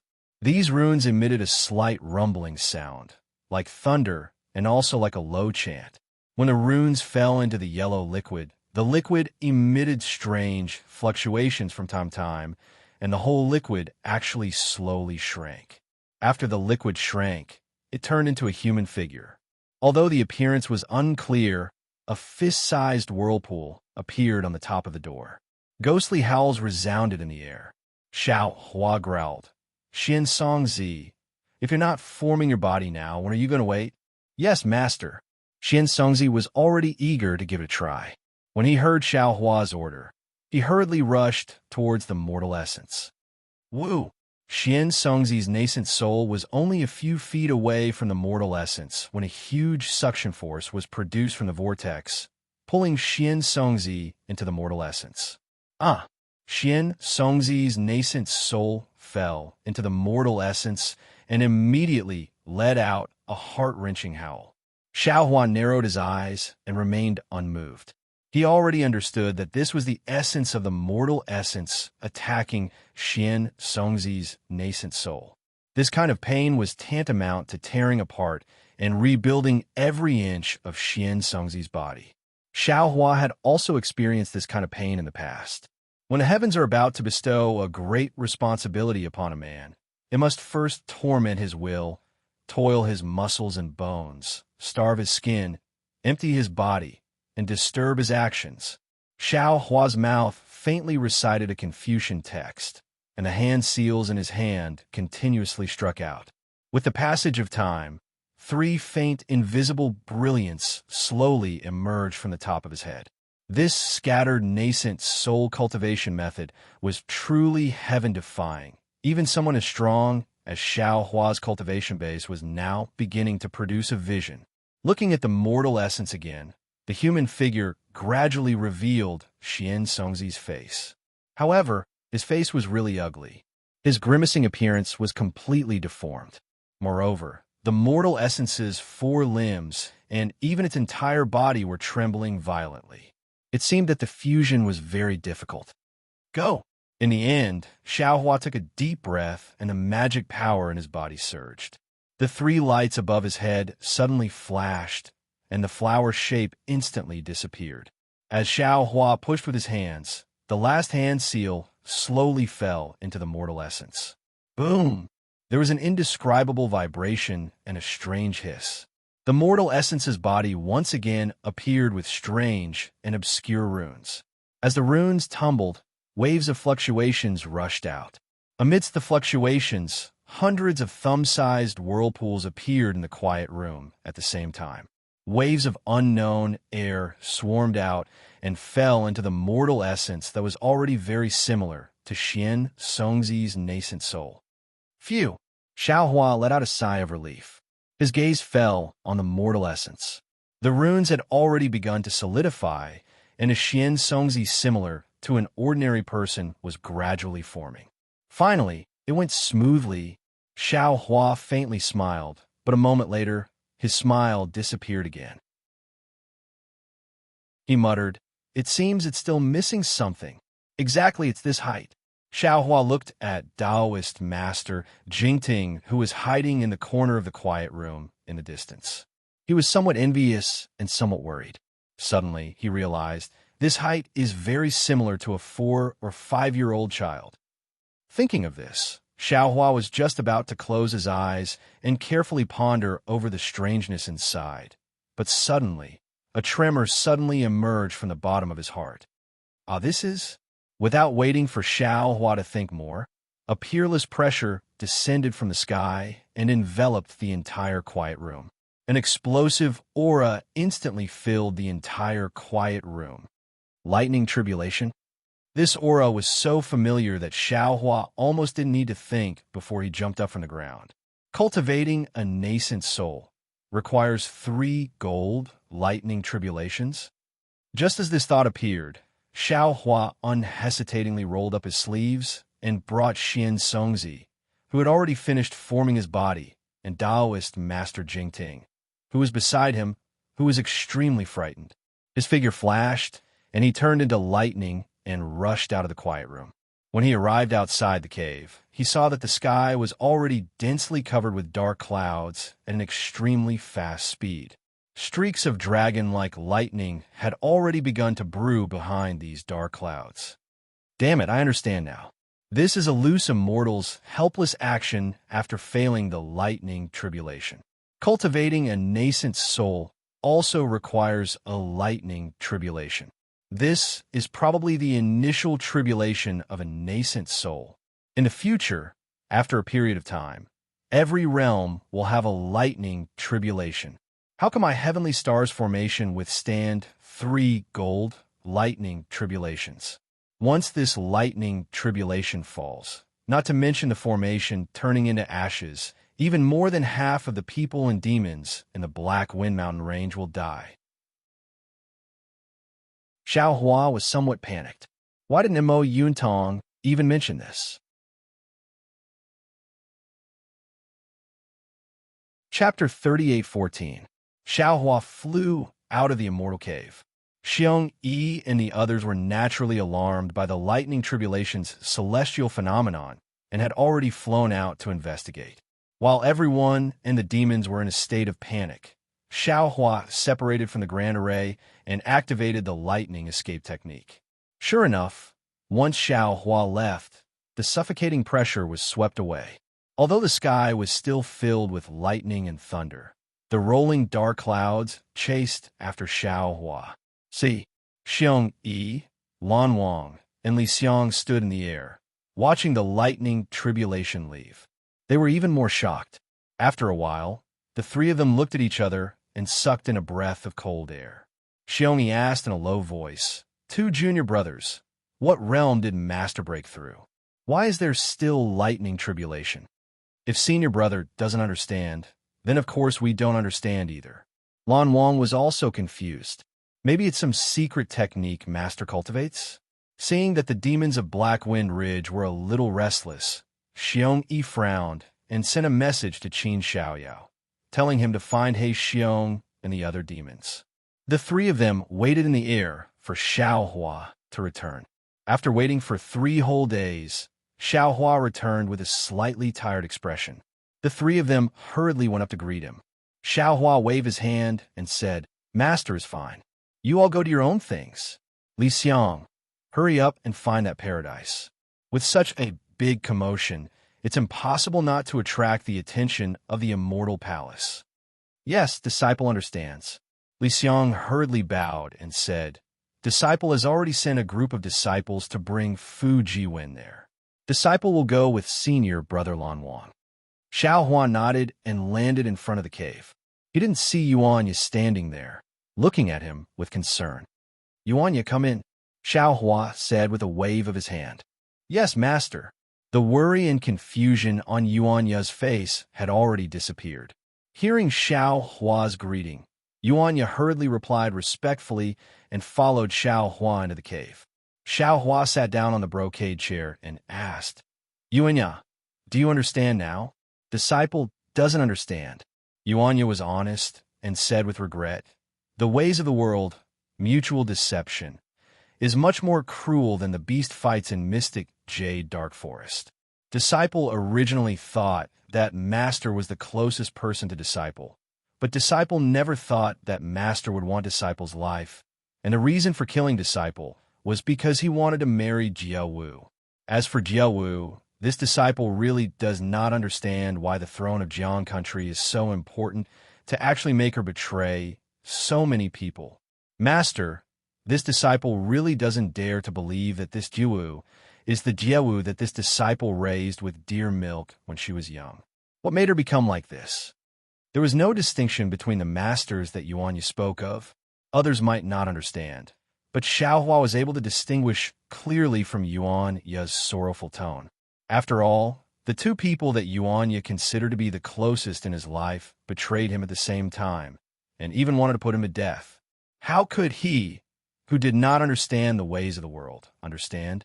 Xiaohua smiled and said, Since you can't figure it out, then don't think about it. In the future, you don't have to think about such complicated and profound questions when you stay under my tutelage. Yes, master. Yuanya's tone was still somewhat gloomy, but compared to his previous heart that was on the verge of death, there was a faint trace of sunshine. Everyone's personality was different, and there was no need to ask everyone to be proficient in the ways of the world. Everyone should do what they were good at, and only then would they be able to find the most accurate position and find the happiness in each person's life. Oh, that's right, Yuanya. When did you secretly learn this old man's fist techniques? I remember that you couldn't use them at the Jiang Chao Monastery. Xiaohua thought for a moment, then asked with a smile. When it came to cultivation, Yuanya's eyes lit up, and he said with a smile, That day when Master was practicing at the Jiang Chao mountain range, this disciple secretly learned them from the side, and indeed did not learn them. Those moves were especially awkward, and this disciple could not remember them at all. However, after this disciple left the longevity town with Master, this disciple pondered over them on the side, and then suddenly was able to use them. Moreover, every once in a while, this disciple would feel a very strange flow around this disciple's body.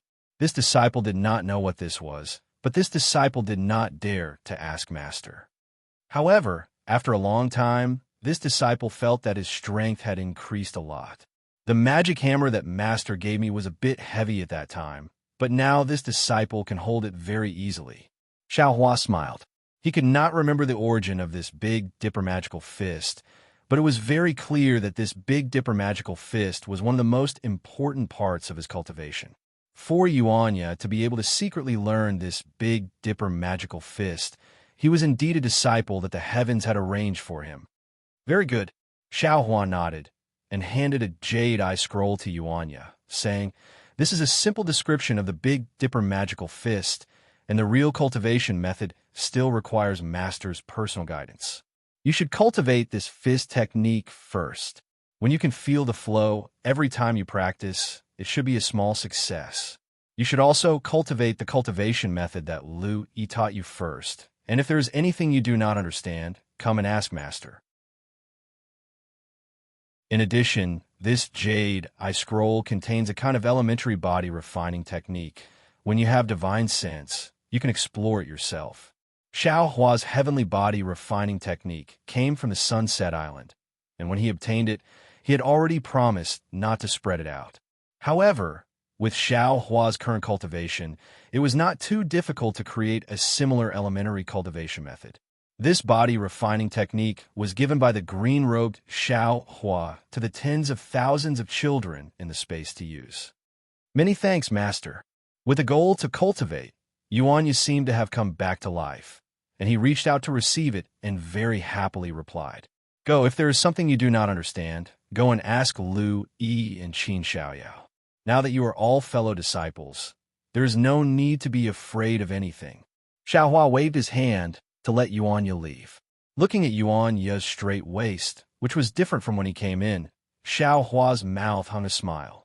Even a bright pearl had to be sharpened, and after this encounter, Yuanya might be able to understand more. Moreover, Yuanya's mind was pure, and he could practice the Big Dipper Divine Fist that others could not practice. Xiaohua was really curious about what Yuanya's achievements would be in the future. After Yuanya left, Xiaohua also stood up and entered the quiet room.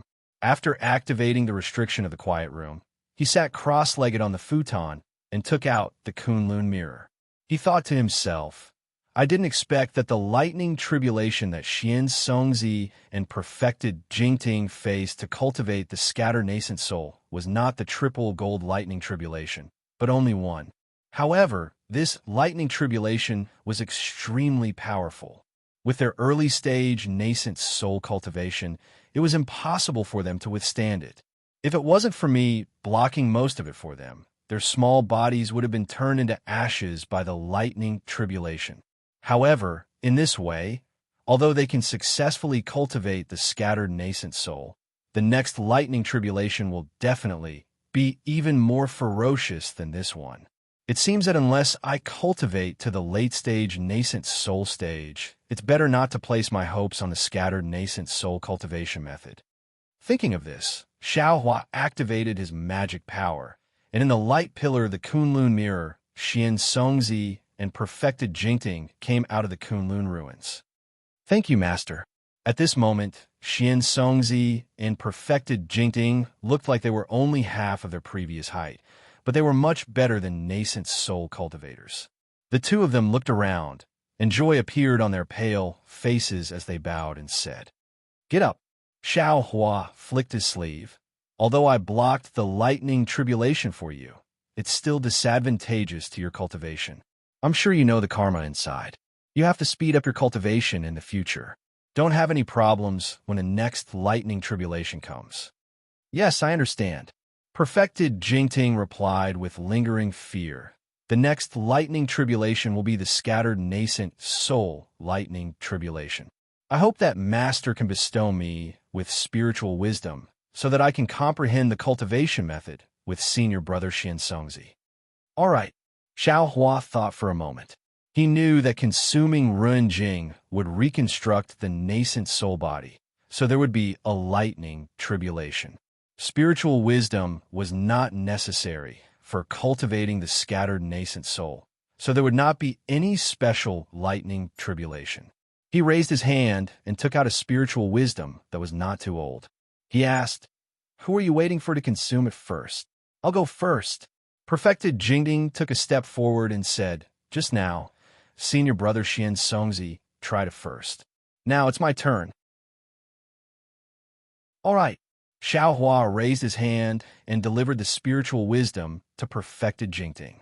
Perfected Jingting respectfully received it. He opened his mouth, and the swallow-like spiritual grass fell into his body. Buzz! Just as the spiritual wisdom entered, Perfected Jingting's body immediately flashed with a strange green brilliance. A sound even stranger than the brilliance came from his abdomen. Green seal script. Xiaohua, who was closely watching Perfected Jingting, was startled. He hastily released his soul sense. Sure enough, within his soul sense, Perfected Jingting's nascent soul body reflected a green light. Several fingernail-sized green seal script spiraled and rushed towards Perfected Jingting's head. Boom! Perfected Jingting only felt an earth-shattering rumble in his mind. Layers of green were like blooming flowers. Little swallows flew out one after another from these flowers. As these swallows flew out, he seemed to have opened his spiritual cavities. His mind became refreshed, far from the muddle-headed feeling he had before. Within Xiao Hua's soul sense, he also saw several green seal scripts suddenly expand and turn into a fist-sized flower. As the flower bloomed, a strange fluctuation tore apart Xiao Hua's soul strands. Immediately, all the green light disappeared and perfected Jingting returned to his original appearance. Junior brother, seeing perfected Jingting open his eyes, Xian Songzi's eyes flashed with joy. Although he knew the spiritual wisdom would definitely be effective, he still couldn't help but ask in a low voice. Excellent. Perfected Jingting didn't know how to express his feelings. This feeling of opening all the spiritual cavities was absolutely nothing to the previous him. He never felt there was anything to treasure. After all, without these spiritual cavities, he couldn't have stepped into the ranks of cultivators, let alone reach nascent soul. But now that he had lost his spiritual cavities, he was actually inferior to ordinary people. Now that he had exchanged them with heavenly treasures, this feeling of regaining what he had lost made him understand that even if it was the most common magical ability, as long as he had it, it was also a kind of happiness. He could only use these two words to describe his feelings. Chapter 38:15. Xian Songzi you too. Xiao Hua waved his hand again and took out another spiritual wisdom amplification and sent it to Xian Songzi. When Xian Songzi used the spiritual wisdom amplification, his eyes also flashed with a strange emotion. Only after using it did he truly know the importance of the spiritual wisdom amplification. Xian Songzi glanced at perfected Jingting and then looked at Xiao Hua deeply. Then, the two of them bowed at the same time.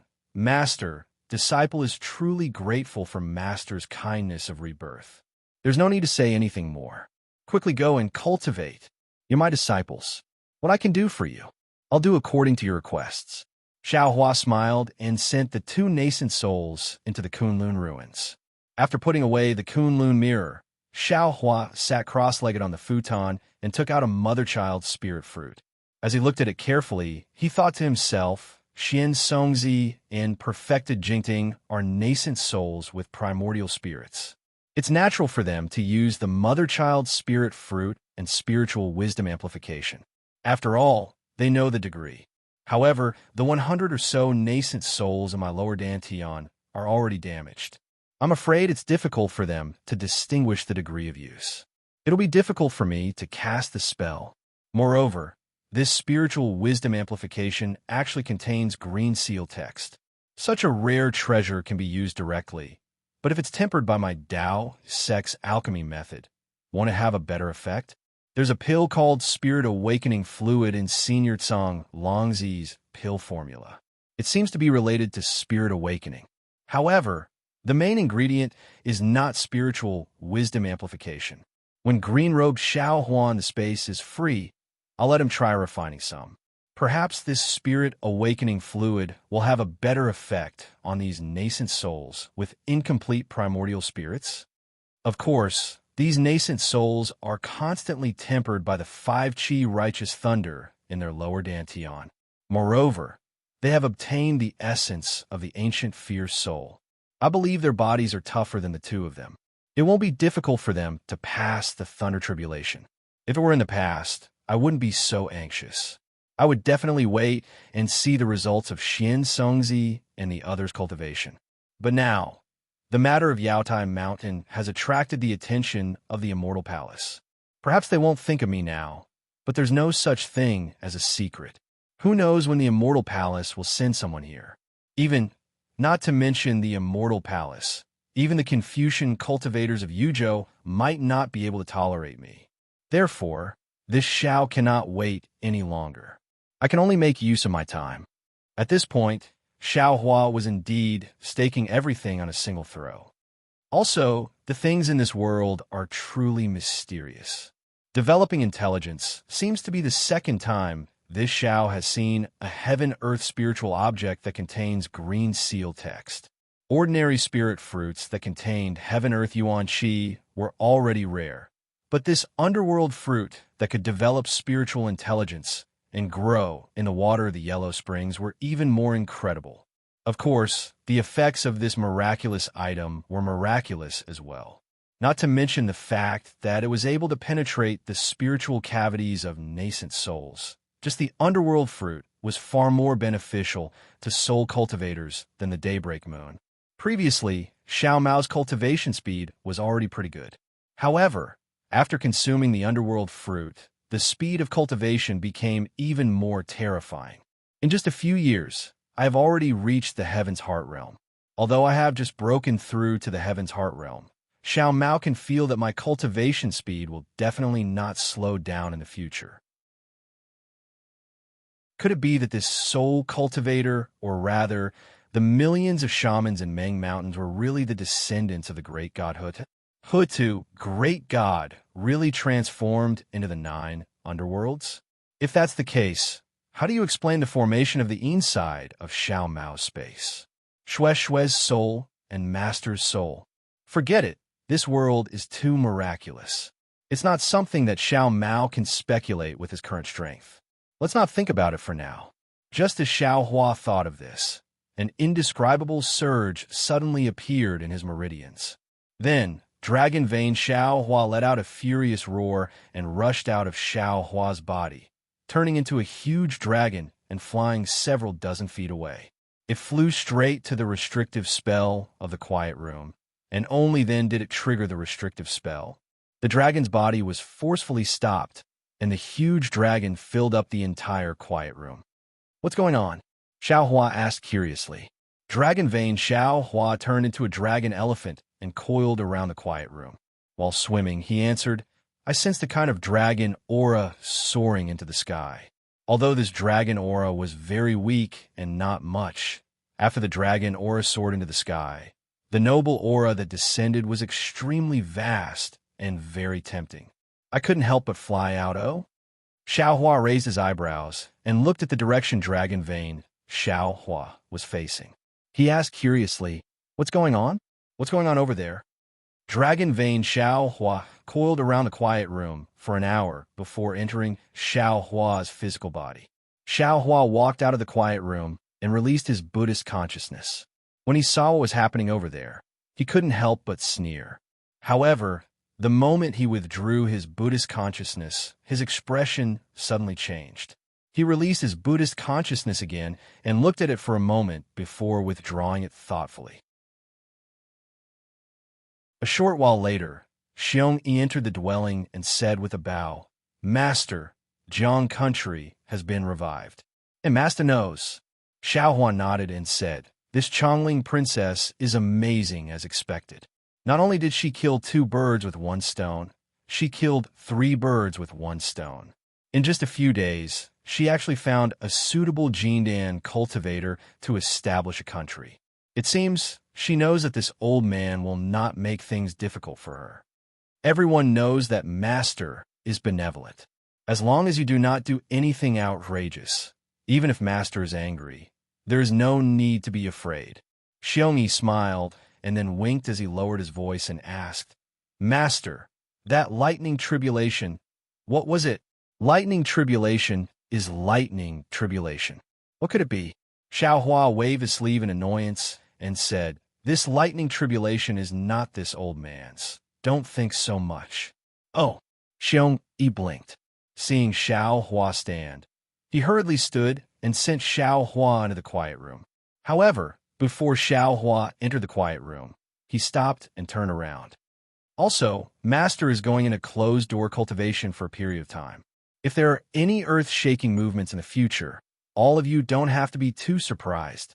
All right, Xiong Yi hurriedly agreed.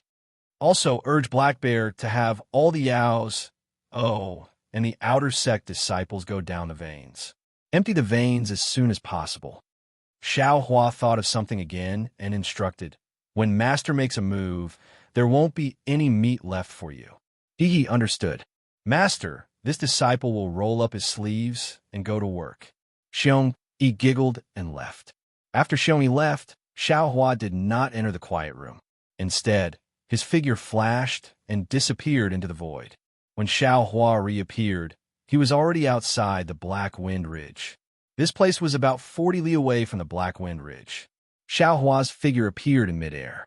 He frowned as he looked down at the mountain rocks below. He seemed to be thinking about something. However, after a short while, Xiao Hua stretched out his hand. A huge palm silhouette of several tens of zhang in size fell from the sky and plunged into a pile of rocks. When the big hand turned over, that big hand was holding a scholarly cultivator in a yellow robe. This scholarly cultivator's robe was very strange. It was somewhat similar to the outer robe of a secular person, but there were some flashing inscriptions on the robe. There were also mountains and rivers printed on the chest and back of the robe. It looked similar to the official robe worn by the secular government officials. This cultivator is a bit strange. Xiao Hua looked at the cultivator imprisoned by him and thought to himself, not only is his appearance different, but his cultivation is also strange. It seems that he is only proficient in the earth escape technique and concealment technique. He should be very proficient in the earth essence technique, but he is also very weak in other aspects. Under the attack of this Zhao's magic power, he didn't notice at all. There seems to be some kind of aura on this robe. Thinking of this, Xiao Hua's expression suddenly changed. He whispered, "Where is fellow immortal Confucian cultivator?" Wang. Four-colored true qi gushed out from Xiao Hua's chest. That Confucian cultivator, Xiao Hua, landed in the air. When he saw everything in front of him clearly, the Confucian cultivator, Xiao Hua's expression was also grave. He nodded and said, "Fellow Taoist worries are correct. This Confucian cultivator's robe has the same aura as the Imperial Star Thrust and the Imperial Shield. This scholarly cultivator must be the eyes and ears of the Immortal Palace." "Thank you, fellow Immortal." Xiao Hua nodded slightly and sent Xiao Hua back. Then he thought for a moment and slowly extended his finger. He was extremely careful, as if he was afraid of breaking the cultivator's forehead. Then he quickly withdrew his finger. "Earth Lord."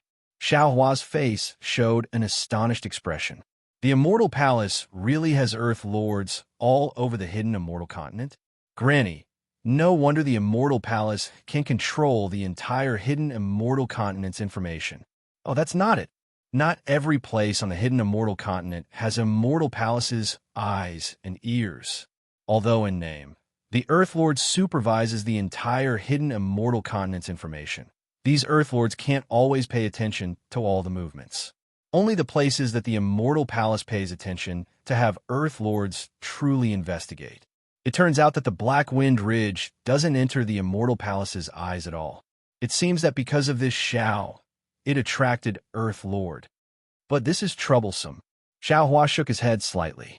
If my Fortune Gate's disciples leave the Black Wind Ridge, won't all traces be seen by Earth Lord? Then, won't the newly found cave be exposed to the Immortal Palace's surveillance? Xiao Hua pondered for a moment, and a smile appeared on his face. Several extremely small soul strands were released from between his eyebrows and landed on the Earth Lord's forehead.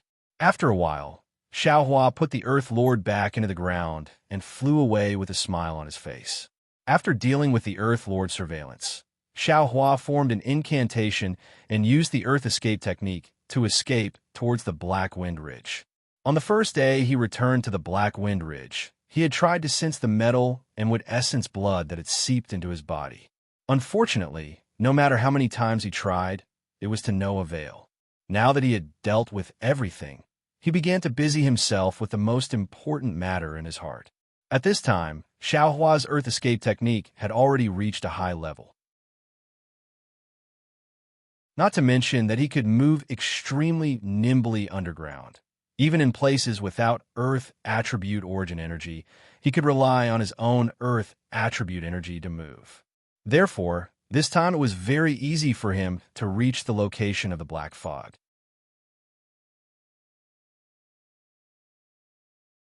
Chapter 38:16. However, the Black Fog underground was still like a viscous liquid. Clusters of tiny vortexes were endlessly produced from the inside, constantly spreading towards the outside. However, Even at this place, Xiaohua was still unable to sense the blood essence in the water and fire magnetic field. Xiaohua's heart had already turned cold by more than half. Damn it, looks like this Zhao's method isn't working. Xiaohua breathed out spiritual fire and drilled through the fog while secretly thinking, I still have to. Ouch. Success. That is to say, when Xiaohua's figure had just rushed through the black fog that was several tens of feet deep, a familiar feeling suddenly emerged from the bottom of his heart. It was just like when he used the blood refining method to refine the demonic tool in the past. The entire magnificent water and fire magnetic field space had yet to appear, but the situation inside the space had already fallen into his heart. Haha, the blood refining method of the demonic world is indeed powerful. It can really shock the heavens and earth and make ghosts and gods weep. Xiaohua laughed loudly, his figure landing inside the magnetic field space. At this time, Xiaohua already didn't need to open his transcendence vision. What the naked eye could see was a pitch-black mass, but the entire water and fire magnetic field was like a part of Xiaohua's body, incomparably familiar with it. Even those tens of thousands of magnetic fields were like rainbows in Xiaohua's heart. What was special was that at the extreme point of the fire magnetic field, a vermilion bird poked its head out from inside, somewhat curiously looking at Xiaohua. Without any hesitation, it turned into a rainbow and landed below Xiaohua's body, obediently lying beside him, appearing very attached. At the same time, at the extreme point of the water magnetic field, the other black tortoise also didn't show any signs of weakness. It naively flew out, turned into a square foot, and landed on Xiaohua's right arm, similarly obedient. Good. Xiaohua was happy in his heart, using his hand to caress the black tortoise and vermilion bird. Unfortunately, where his hand landed, he simply couldn't touch the two little things. Forget it. Xiaohua was a little embarrassed. He shrugged and said, Wait for this old man to collect all of you. I reckon that once we enter the space, this old man will be able to touch you. After speaking, Xiaohua released his consciousness and covered the fire and water origin magnetic field. When his consciousness came into contact with the fire and water origin magnetic field, Xiaohua was instantly dumbfounded. He couldn't help but complain bitterly, Oh my God, this fire and water origin magnetic field is 3,650 mu in size. If it was an ordinary mountain, with this Zhao's current divine sense, even if it takes a lot of effort, this Zhao would still be able to store it in the space. But this is a water and fire magnetic field. Its weight is many times that of an ordinary mountain peak. With this Zhao's current cultivation, I'm afraid I won't be able to store it in my space. Rise. At this moment, Xiaohua's mind was mixed with his divine sense and could already wrap up the entire water and fire magnetic field. While his mind was affected, Xiaohua secretly shouted in his heart, as if to encourage himself. Rumble. The entire magnetic field space shook several times, scaring the tiny black tortoise and vermilion bird into fleeing. The water and fire magnetic fields had only moved a few inches, and there was still a large gap between them and the space. Forget it. Today this old man will exhaust you to the end. After knowing the gap, Xiaohua wasn't discouraged. He simply sat cross-legged in the magnetic field space and released his consciousness, divine sense, and Buddhist sense. Just like when he was in the rockfall matrix of Yaotai Mountain, he began to temper his divine sense according to the secret technique. Of course, in addition to tempering his divine sense, Xiaohua also practiced other divine abilities. Every few days, he would even fly out of the magnetic field space and summon a nascent soul.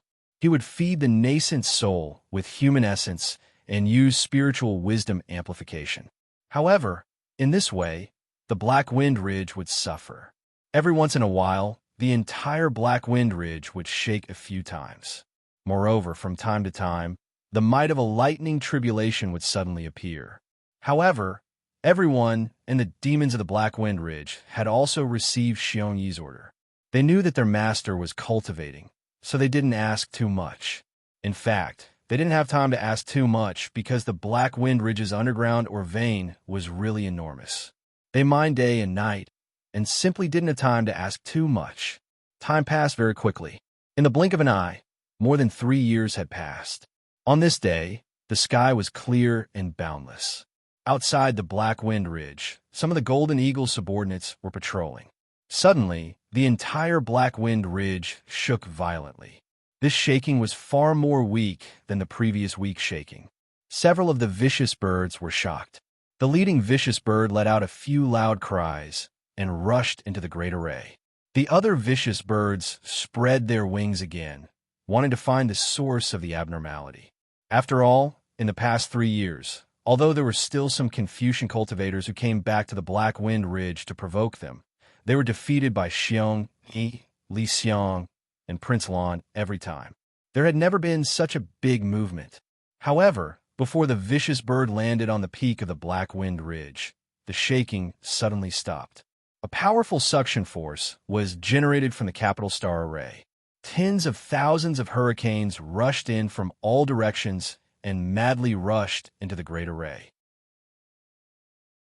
With these hurricanes, the Great Array unexpectedly changed. Not only did it expand in all directions, but the power of the Great Array also suddenly increased. The vicious bird's body instantly stopped in midair. Then, as if a big hand had grabbed it, it was thrown high into the sky. Ga! The vicious bird was shocked. It flapped its wings in midair, but it still couldn't stop its body. It didn't stop until its body was thousands of feet high in the sky. Ha ha ha! As soon as the vicious bird stopped, Xiao Hua's laughter came from the cave. Then, a powerful divine sense that the vicious bird had never seen before suddenly grabbed it and pulled it down from the sky. When it fell outside the Great Array like a meteor, the divine sense suddenly disappeared. Thank you, Master. Thank you, Master. How could the vicious bird not know that this was Xiao Hua's divine sense? It shouted loudly and flew into the distance to patrol. After the water and fire magnets were absorbed into the space, the capital star array's power actually increased by 40% without the interference of the water and fire magnets.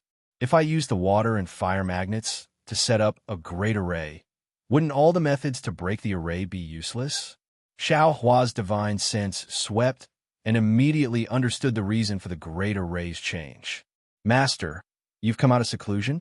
A moment later, Xiong Yi, Prince Lan, and Li Xiong flew out from the primordial stone vein and came to meet him. Yes, it's over. Xiao Hua smiled. Xiong Yi was a little strange and whispered, Master, you've only been in seclusion for 3 years, right? Just 3 years. Xiong Yi didn't say anything else.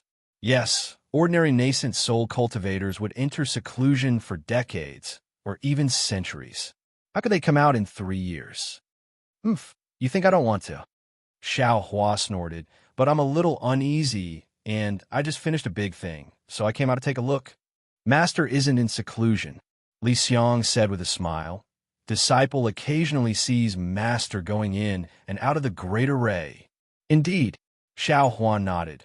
Master is just making some preparations to prevent the Confucian cultivators from attacking my Black Wind Ridge. Right? Have you heard of the Immortal Palace's eyes and ears? Earth? Earth? Li Xiong was stunned and shook his head. Isn't the Earth Geezer a character in legends and stories? Not necessarily. Prince Lan immediately understood and smiled. There's no smoke without fire. Maybe the characters in the stories are copies of reality. Could it be that Master saw the Immortal Palace's land? Xiong Yi's eyes turned and asked. Yes. Xiao Hua nodded. Master has already seen it. Master has also taken care of this matter, so you don't have to worry. However, who knows how much land there is in the entire hidden immortal continent. You all have to be careful and don't give yourself away. Master is worried. Royal Highness Lan seemed to have thought of something and hurriedly reported, Disciple received some information. After the Jade Pavilion meeting, on the hidden immortal continent, including the Jiang country next to it, there were a total of 10 Taoist countries that received the Imperial Tutor's signature to establish their own countries. And in the past year, there were actually 4 countries that were annihilated by the Immortal Palace. 2 of these 4 countries were in the Jing province, and the other two were near the Jing province. If this disciple's guess is correct, the remaining 6 countries, including Jiang country, will be destroyed by the immortal palace sooner or later. This is probably due to the contribution of this so-called land. Master, this matter is very strange. Your intuition is also reasonable, Li Xiang said from the side. The immortal palace has never interfered with the affairs of the hidden immortal continent on the surface. Unless a great demon of the 1,000-demon saint realm appears, the immortal palace may send troops. How could they send troops to annihilate the Daoist country this time? The premonitions of Shui Mingzi and Ao Zhantian are indeed reasonable, Xiong Yi said with a frown. The current hidden immortal continent is really sensitive. Xiao Hua's heart skipped a beat, and an extremely bad feeling arose. Others might not know the intentions of the immortal palace, but how could he not know? Granny, maybe the Star Sovereign Palace really did something, Xiao Hua thought inwardly. The immortal palace probably couldn't find the culprit who killed Kong Hongwu, so they simply killed all the suspects. Who knows when it will be the Black Wind Ridge's turn? Let's go. We'll enter the cave to discuss. Xiao Hua looked around and turned to enter the cave. Xiong Yi and the others followed in. Xiao Hua sat on the brocade chair and immediately asked, Li Xiang, how's the backup plan for our fortune gate? Yes, Master knows. Li Xiang hurriedly answered. Disciple and senior brother Lan have already found the location of the soaring Dragon Mountain Range. The heaven and earth origin energy there is abundant, and there are no signs of human habitation. Junior brother Fujiwen has also explored the mountain range and said that it is very suitable to set up a formation. Disciple has already instructed Black Bear to send some subordinates to excavate some caves on the main peak of the mountain range and make some preparations. Good. This matter should not be delayed. Xiao Huan nodded. Tell the disciples that there is no need to mine in the source stone vein anymore. Pack up and prepare to move our fortune gate from the Black Wind Ridge to the soaring Dragon Mountain Range. Also, Xiong Yi, go and call Fu Jiwen over. Master will bring him to the soaring Dragon Mountain Range to set up the formation. Yes, Master. Xiong Yi agreed, and just as he was about to leave the cave, he suddenly turned back and said, Master, actually, there's no need to be so anxious.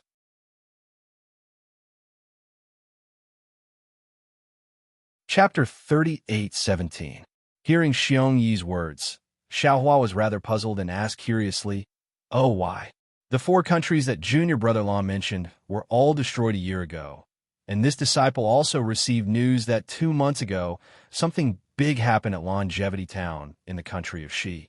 The Confucian cultivators can't even take care of themselves, so they won't make any moves in a short period of time. What big matter? Xiao Hua had a lot of feelings for Longevity Town, so he couldn't help but be shocked and hurriedly asked.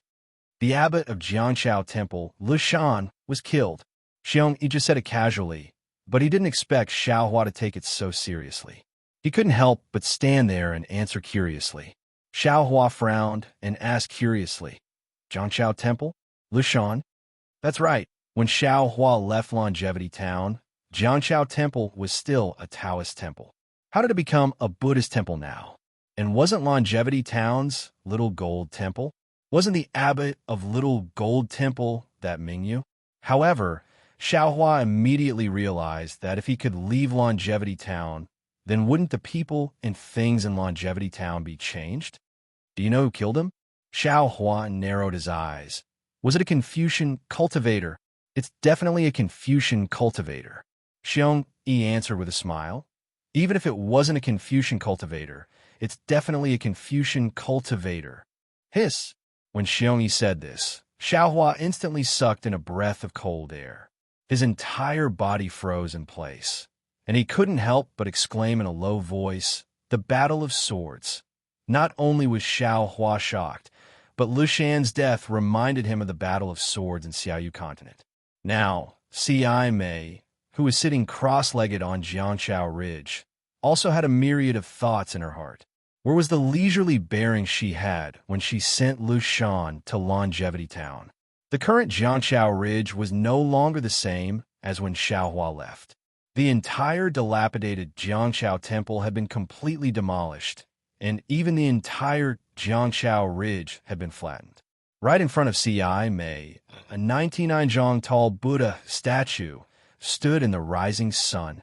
However, this Buddha statue was covered from top to bottom by a layer of huge yellow cloth, and the statue's true body couldn't be seen clearly. Under the Buddha statue, on the side of the Jiangshao Ridge, the thousands of farmers from before had also disappeared. The farmland had also disappeared, and in its place was a Jiangshao temple that was 10 times larger than the small golden temple. The fate of the world was truly a joke. The Jiangshao temple and the Shaojin temple fought each other. Whoever lost would disappear from the Longevity Town. Xiaohua transformed into C.I. Hang and defeated Shaojin temple. Originally, it should have been Jiangshao Monastery that won, but C.I. Hang was a Buddhist.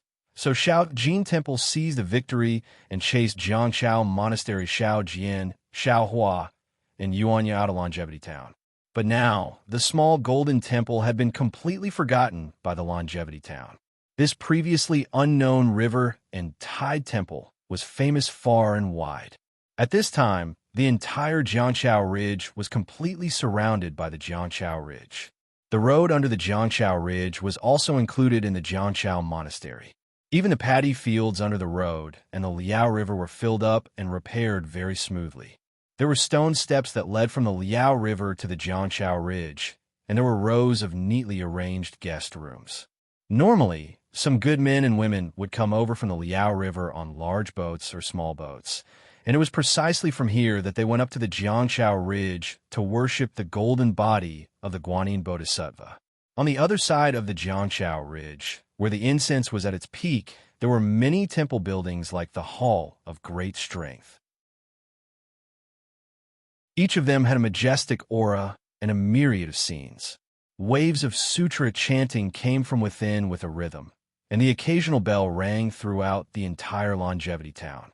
If Xiaohua was here, he would definitely be full of praise.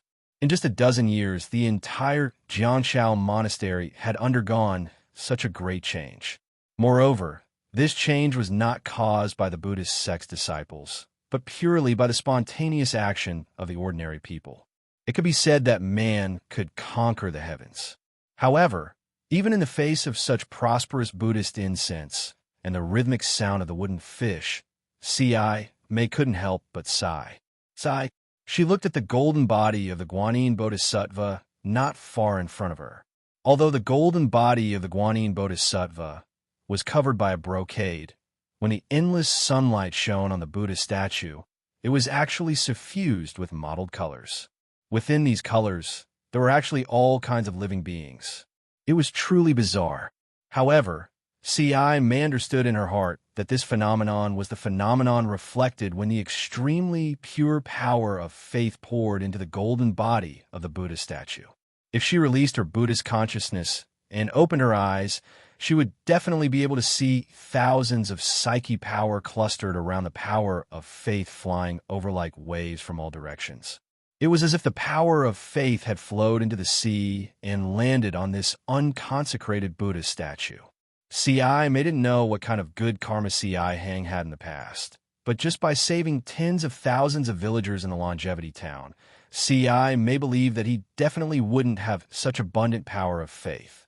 However, the timing of the Guanyin Bodhisattva's appearance was too crucial. At this crucial moment, there was such a suitable opportunity.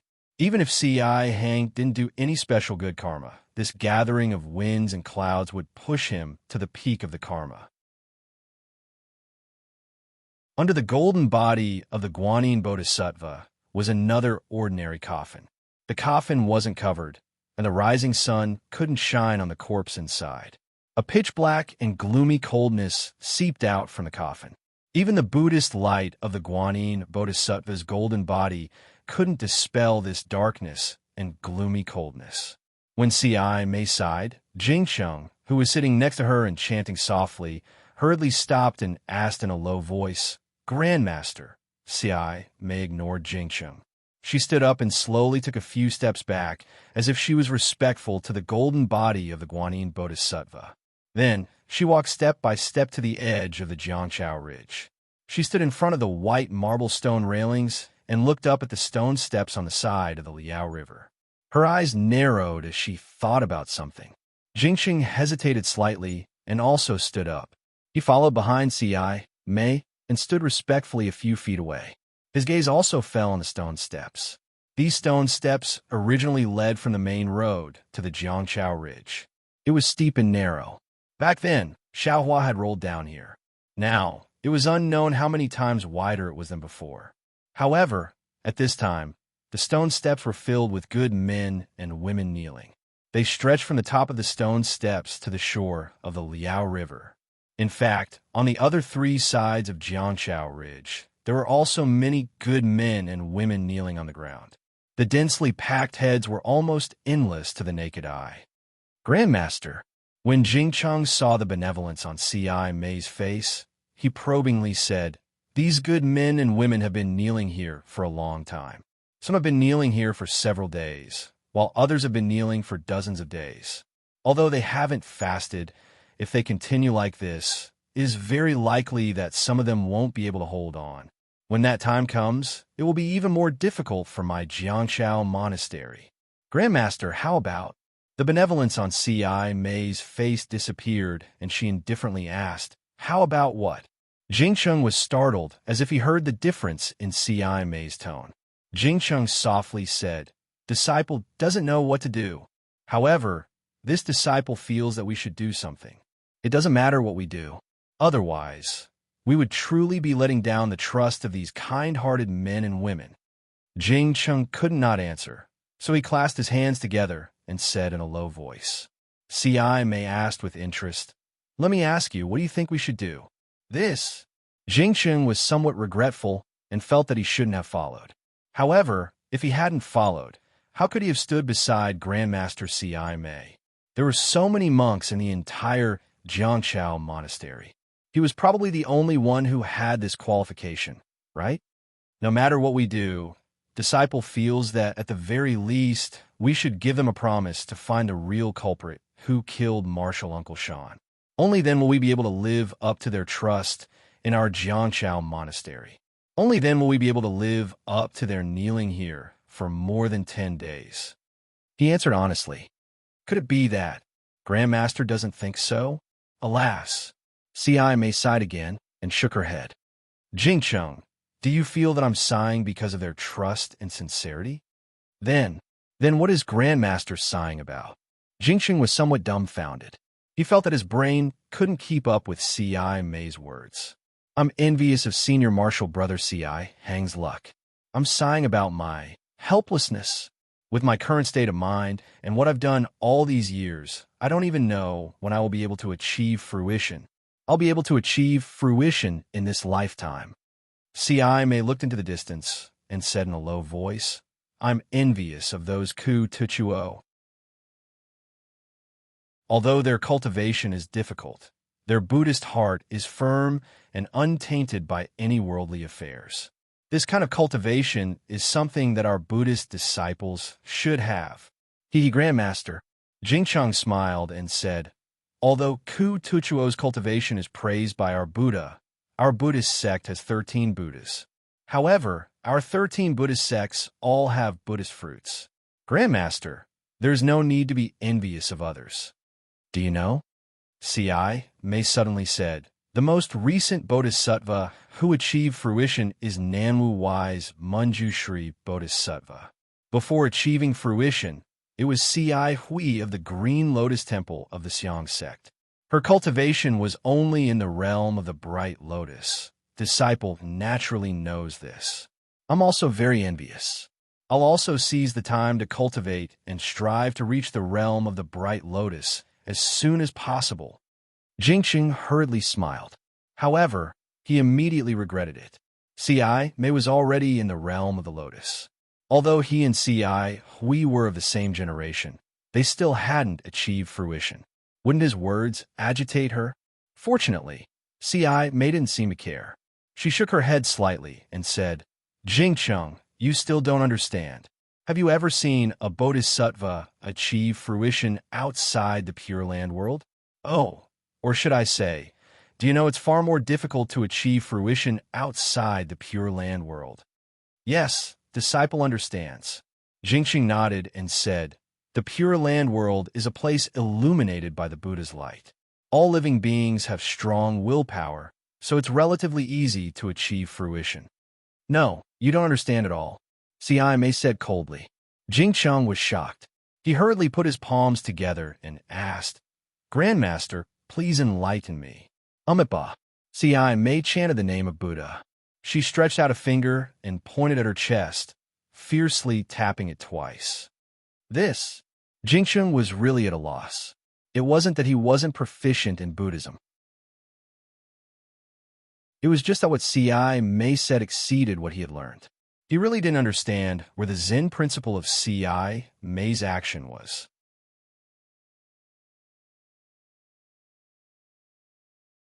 Chapter 38:18. Heart. Today, Siai Mei was different from the past. She didn't scold Jingcheng too much and didn't let Jingcheng comprehend it himself. Instead, she said, if you don't have a Buddha's heart, even in the Pure Land world, it's hard to attain enlightenment. This, of course, I know, Jingcheng said bitterly.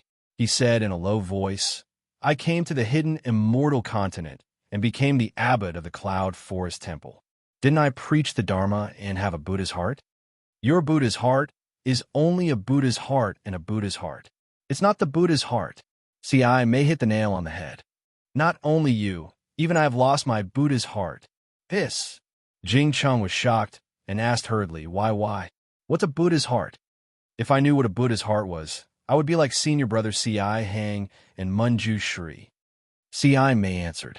Then she looked back at the coffin under the golden body and said, actually, when I sent kindness to Jiangchao Temple, the Buddha's heart that I could have was already gone.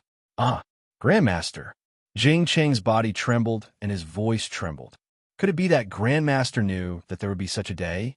No, I didn't know. Siai Mei shook her head. I buried my head in the monk's robe. I didn't want to know. However, I heard the news that kindness was killed.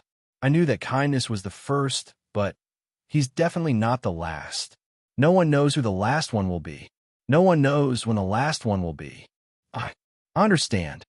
Jingcheng seemed to have suddenly realized something and said hurriedly, the Buddha's heart that Grandmaster talked about is a heart that is clear and not tainted by the mortal world. We are Buddhas outside the Pure Land world who aim to promote the Dharma. How can we not be tainted by the mortal world and be clear? That's right, Jingcheng. You finally got something. Siai Mei smiled. I'm very gratified. But, Grandmaster, if we didn't promote the Dharma, how could there be so many believers? How could our Buddha's light shine on the hidden immortals? Jingcheng asked. Siai Mei nodded again. That's right. If we don't subdue demons and protect Buddha, how can we be Buddha's protectors? If it weren't for us sacrificing our hearts to impart the teachings, how could the Buddha's light reach so far? Alas, disciple understands why Grandmaster sighs. Jingcheng sighed as well. He looked at the 99 feet tall Buddha statue and said, this disciple is also envious of Ku Tuchuo's bitter cultivation. Since you know, will you still make a promise to these kind men and women? Siai Mei asked again.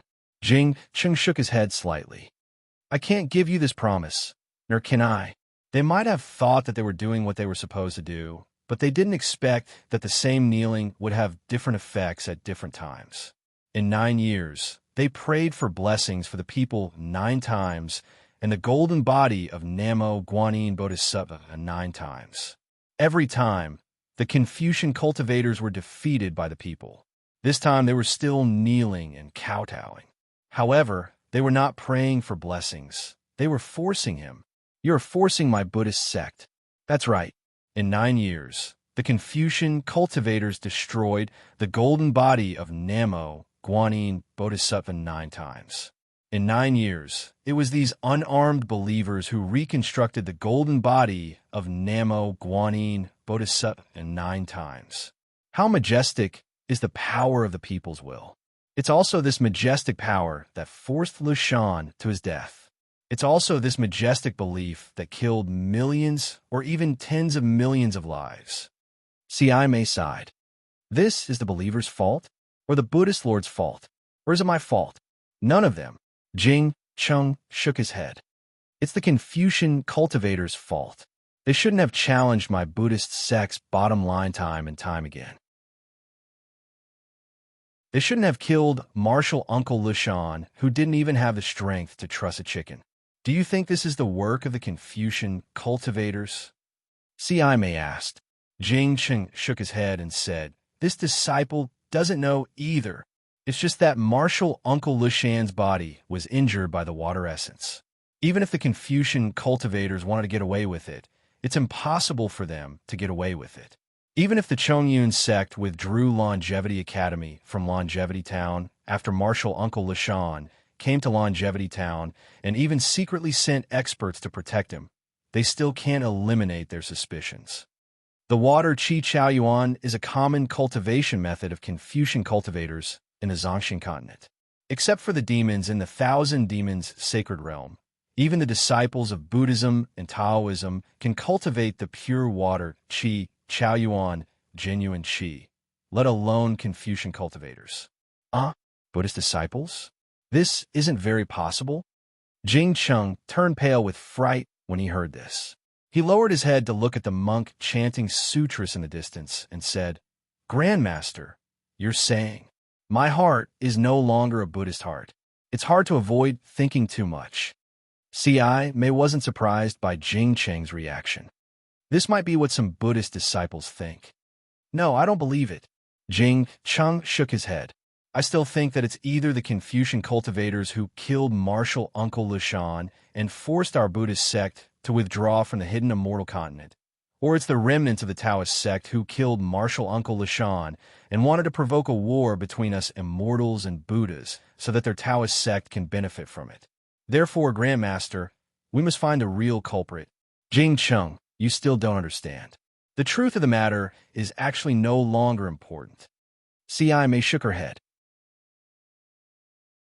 What's important is that Longevity Town, the number one town of our Buddhist sect in the hidden immortal continent, the number one Taoist sect of our Namo Guanyin Bodhisattva in the hidden immortal continent, and Abbot Lushan was killed by the Confucian cultivators. This is the most important thing. Grandmaster, what do you mean? Jing Cheng's face suddenly turned ashen. He seemed to have thought of something and cried out in surprise. Swoosh! At this moment, a Buddhist light flashed in the distant sky, and a Buddhist document fell in front of May. May reached out and scanned it with her Buddhist awareness. Her calm face slightly frowned and relaxed. She put the Buddhist document into her monk robe and said faintly, 10 days ago, the Yu province Confucian cultivator Shui's Song state was destroyed by the Buddhist sect's Ji state. 253,000 people died. The Ho state was destroyed by the Confucian sect's Sun state and the Taoist sect's Yong state. 510,000 people died. 510,000 people? Jing Chung was shocked. How could there be so many? The Yu province sect's Spirit Mountain's Chu Feng sect was destroyed by the Buddhist sect's Dilian state. 30,000 people died. The Yu province, Jilian Mountain's Lianzhong temple, was destroyed by an unknown Confucian cultivator. 603 people died. It's a mess. Jing Chung bit his lips and seemed to be in disbelief. Swoosh! Before Jing Chung finished speaking, several Buddhist lights flew from all directions to May's hand as if they had agreed beforehand. The Jing province's Chu family destroyed the Wind and Rain temple. The Buddhist sect's Ji state captured the Confucian sect's Ming state and the Mengji state. The death toll is unknown. The Duanmu family sent an emissary with the family head's order to command the Yu province and the Liang province's Confucian state to destroy the nearby Buddhist state.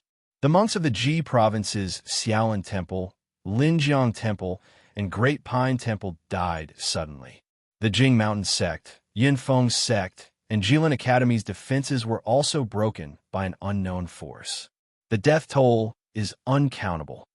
The three Buddhist states of Gun province, the Xiangbai state, the Pure Moon state, and the Lianxin State, the Qing Province's Jiyun Temple, and the Cheng State have sent soldier monks to reinforce our Rivertide Temple and resist the Confucian cultivators together. CI May took the Buddhist archives, scanned them with her Buddhist awareness, and read them one by one. Every time she read a message, Jing Cheng's body trembled. In the end, he couldn't help but say, "Grandmaster, aren't they causing trouble? Don't they know this is strange? Don't they know the seriousness of this matter?" The first town of the Buddhist state. This is also the first golden Buddha statue on the hidden immortal continent. CI May put away the Buddhist archives and said with a sigh, "These Buddhas and Buddhist states, whether they have the intention or not, they can't not come. There must be some truth and some lies in these messages." Jing Cheng suddenly said in a low voice, "Maybe Grandmaster can find the culprit." CI May asked in reply, "If you did this, would you still draw legs on a snake?" Jing Cheng was speechless. Swoosh! Suddenly, another Buddhist light flew from afar. However, this Buddhist archive didn't land in front of CI May, but in Jing Cheng's hand. Jing Cheng didn't dare to be negligent. He hastily grabbed it and scanned it with his Buddhist awareness. His expression immediately changed again, and he hurriedly sent it to CI May's hand while shouting, "Grandmaster, the 10 Confucian states of Yu Province have jointly sent 1,000,000 troops to besiege our Longevity Town. They're preparing to forcibly disperse the believers and topple the golden body of Guan, Yin Bodhisattva." Hiss! CI May was also shocked when she saw this. They really dare to make a move. "That's right, Grandmaster." "What does the Buddhist Lord plan to do?" Jing Cheng asked. CI May smiled bitterly and said, "How can I know what the Buddha's plan is? I'm afraid that even the immortal palace of Confucian cultivators doesn't know, right?" Woo! At this moment, a violent explosion suddenly sounded in the distant sky. Then, a fist of several acres in size rolled up thousands of pillars of great chi and smashed toward the golden body of Guan, Yin Bodhisattva, faster than a meteorite falling from the sky. "Amitabha, how dare you?" CI May chanted the name of Buddha, and the Buddhist light flashed around her body. She slapped her forehead, and her psyche power rushed out. The Buddhist light rushed into the sky like rolling clouds and condensed into the shape of a huge lotus. This lotus was several acres in size, and there were hundreds of tiny heavenly dragons swimming in it. Layers of Sanskrit characters gushed out with the heavenly dragons, and in the void shrouded by the lotus, chanting came out. Boom! The fist landed on the lotus. The light of Buddha was annihilated and turned into rolling inscriptions. The fist was also penetrated by the light of Buddha and turned into thousands of inscriptions. The huge airwave not only lifted the silk cloth outside the golden body of Guanyin Bodhisattva, but also blew tens of thousands of devotees in the vicinity of Jiangchao Ridge to the ground. CI May's body swayed slightly, and a touch of red flashed across her forehead. "Haha, CI May, you're just SOSO." An arrogant voice sounded. "This is just a little warning from me. I won't take your life today. However, I heard that your Nirvana world has sent Buddhist generals and soldier monks to the immortal town. Today, I'll tell you one thing. If any of them set foot in the immortal town, I'll wash the Jiangchao temple with blood. I'll kill tens of thousands of your believers."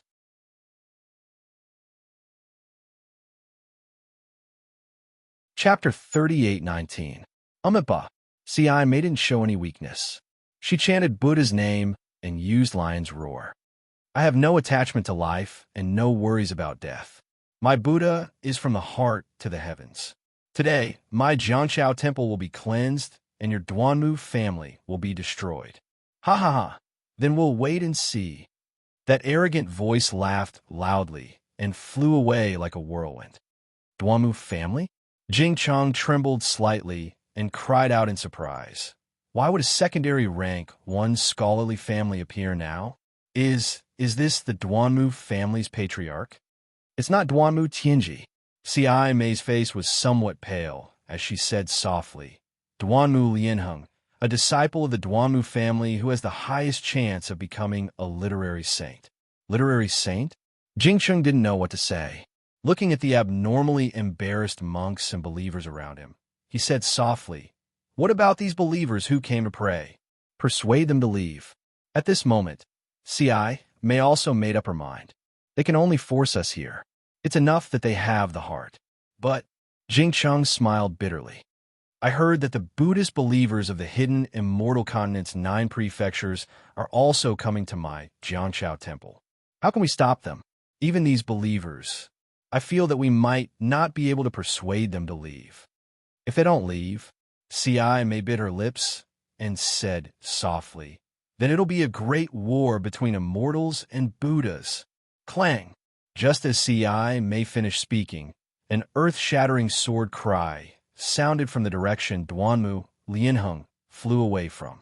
It couldn't help but cover Ci May's words.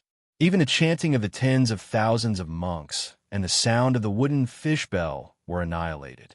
Tens of thousands of believers couldn't help but cover their ears with their hands, and a painful expression appeared on their faces. Ci May looked up in shock. She saw a giant sword in the sky that was like a flying immortal, flashing with extremely dazzling sword brilliance. It swept up in almost unparalleled power and fell towards the golden body of Guanyin Bodhisattva beside her. The sound of the sword chime also shook the sky with the sound of thunder. Woo woo woo. Following the appearance of the sword light, a dozen powerful wills suddenly appeared around Jiangshao Ridge. As soon as these wills appeared, they immediately stirred up powerful winds and tornadoes. All the wills flew in all directions. Ci May was shocked. Not only was she shocked by the shocking sword, but she was also shocked by the consciousness hidden in the surroundings. Needless to say, it must be the consciousness of those strong Confucian cultivators, and it must be the doing of the strong cultivators who paid attention to the river and tide temple. She had been here for so long, but she did not notice it, although she did not know whether they knew who killed kindness. But what she had just said, however, Ci May didn't have time to think too much about it. The style of that sword was truly dazzling, and the ferocity of that sword was truly arrogant. Everyone's heart gave birth to a kind of reverence and a kind of fear. It was as if they were ants under this sword light. Umaba. Ci May's eyes were filled with determination. The light of Buddha appeared under her feet, and the light of Buddha surged around her. As Ci May flew up into the sky, the light of Buddha flickered, and Ci May's transcendent golden body grew bigger. A huge lotus, even more compassionate than before, went to meet the sword light. Grandmaster, beside her, Jingcheng was shocked. Even with his cultivation, he could see that Ci May was no match for this sword light. If she flew out this time, Ci May had no other choice but to fall into the cycle of reincarnation. Umaba. Ci May's light of Buddha was almost annihilated by the sword light. However, just as she was about to die, another Buddhist chant resounded through the sky. This Buddhist chant was unusually compassionate. When people heard it, they immediately felt an indescribable vicissitudes of life. Then, thousands of flowers bloomed in the sky above Ci May. Under each flower, there was a heavenly dragon supporting it, and beside each flower, there were fairies dancing. Within each flower, there were countless Buddhist scriptures being chanted. Strands of telekinesis appeared from the void and surrounded the flowers, enveloping the entire Longevity Town. When Ci May saw this, joy appeared on her face. Rumble, the sword light suddenly descended, and the thousands of flowers were annihilated. It was as if the thousands of small worlds had disappeared. However, while the Arhat was still in shock, the myriad of creatures appeared once more. Thousands of flowers surged out from the heavenly dragon. Wong, the sword light shone brightly and sank into the flowers in a few breaths of time. The light on the sword light turned into thousands of tiny child bodies. The child bodies spat out sword light and killed the heavenly dragon under the flowers. Roar! A loud dragon roar suddenly came from the flowers again. 9 dragon bodies rushed out and instantly turned into 10,000 feet long dragons that pounced at the flying sword with their fangs bared and claws brandished. Boom! Countless fireflies flew out, and waves of impact spread out in all directions. However, because the Longevity Town was protected by the flowers, it wasn't damaged at all. Amidst the explosion, a squarish flying sword was revealed. This flying sword looked ordinary, but the almost edgeless flying sword gave off an awe-inspiring majesty that made people tremble in fear. Under the flying sword, the 9 dragons also disappeared. A 9-dragon staff flashed with treasure light. The treasure light swayed as if it was filled with mercy. Umaba, a faint Buddhist chant shook the sky. A bright Buddhist cloud appeared from where the staff came from and slowly flew over. Before the Buddhist cloud got close, a faint voice sneered, "The Buddha Kingdom's new Manjushri Bodhisattva actually came to my burial immortal continent. It really is my burial immortal continent's fortune. Since it's Manjushri Bodhisattva, this old man will give you face and see how your Thunder Sound Temple handles this matter. If it's not to my liking, this old man will come back and cut down your golden Buddha statue." With that, the sword turned into a rainbow and flew away. The source of the voice was covered in white clouds, making it impossible to see who it was. "Amitabha, thank you, Sandalwood." The sword left, and the Bodhisattva came. A faint voice came from the Buddhist light. From where the Buddhist cloud came from, a Manjushri Bodhisattva rode on a green lion. He had a green lotus in his left hand and a treasure sword in his right hand. Looking at the Buddha's light behind Manjushri's head condensing into a mirror and the power of faith flowing like a river, C.I. May felt a stabbing pain in her heart for no reason. He knew in his heart that even if C.I. Hui was only in the state of bright eye before achieving fruition, as a bodhisattva, C.I. Hui could use the Buddha's light and the power of faith of hundreds of millions of believers with the help of the Buddha's fruit behind her head. Even the power of faith accumulated in her previous life could be used in this life. This was the true power of bodhisattva. C.I. May didn't dare to be negligent. He quickly knelt in the air and chanted, "Disciple C.I. May greets Manjushri Bodhisattva. Get up." Manjushri Bodhisattva came down from the green lion and waved his hand. The 9-dragon staff fell into his hand and turned into an ordinary staff. "Thank you, Bodhisattva." C.I. May got up and said in a low voice, "Disciple sent a Buddhist letter to Lane Temple before coming to Jianshao Temple." Disciple didn't expect Bodhisattva to come to Longevity Town so quickly. What Buddhist message did Buddha send? Well, Manjushri Bodhisattva was a little embarrassed. He then said frankly, "I came under Buddha's Buddhist message, but this message has nothing to do with Longevity Town. I just saw that Jianshao Temple was in a critical situation. I couldn't bear to see Guanyin Bodhisattva's golden body suffer, so I helped." C.I. May was stunned. He looked at Manjushri Bodhisattva in disbelief. He really didn't understand why Bodhisattva, who wouldn't leave Lane Temple, would suddenly come to hidden immortal continent. Was there something more important than Longevity Town and Guanyin Bodhisattva's golden body? Was there something more important than the war between immortals and Buddhas? There were still many things that C.I. May didn't know. In the most southwest of the hidden immortal continent, close to the East Sea, a huge storm had just passed through the gloomy sky. The sky seemed to have been trampled by thousands of black horses.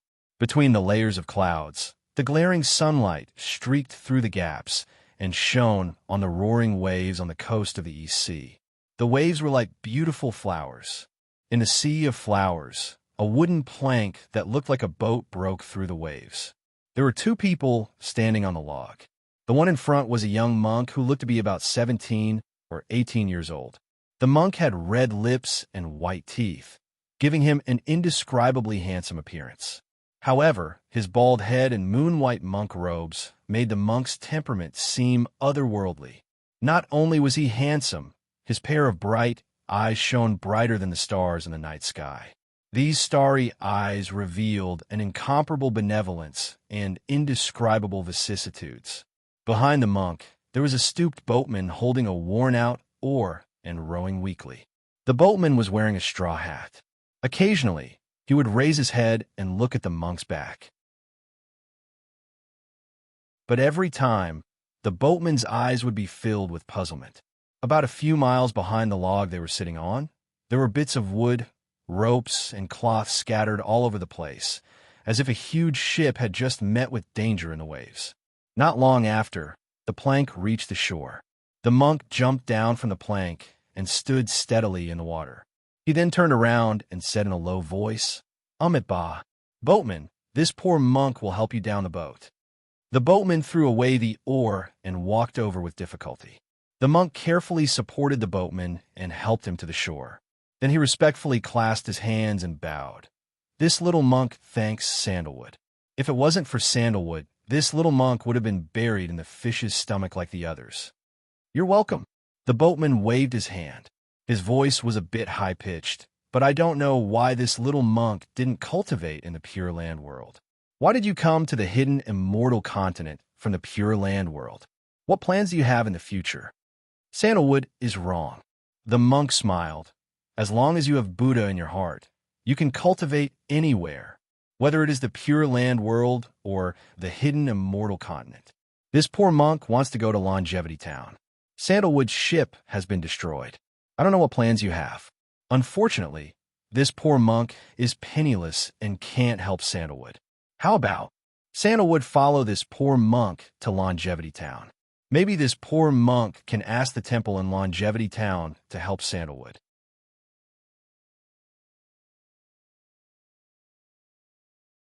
Chapter 38:20. Little monk, you don't have to worry about my matters. I have my own place to settle down. Who knows where your Longevity Town is? You, a little monk, can go there to beg for alms, but how can I go there? Do I have to walk there with you? The boatman waves his hand and says, "Let's bid farewell here. Ba, Tanua is right. This poor monk thanks Tanua." The monk bows, but then he seems to have thought of something and hurriedly says, "Oh right, Tanua, if you go to the Pure Land world again, you can go to the Jinshan temple beside the Chen River. This poor monk is a monk there. You already know this poor monk's Dharma name. It is Chuanzong. This poor monk has a junior named Mingshen. He will give Tanua some compensation." "All right, little monk, this old man already knows. Go quickly." The boatman stretches and says, "This old man is already old. This trip across the sea will be my last. If there are no accidents, this old man will not go to the Pure Land world again." Then, Chuanzong is a bit embarrassed and says in a low voice, "Then what can this poor monk do for Tanua?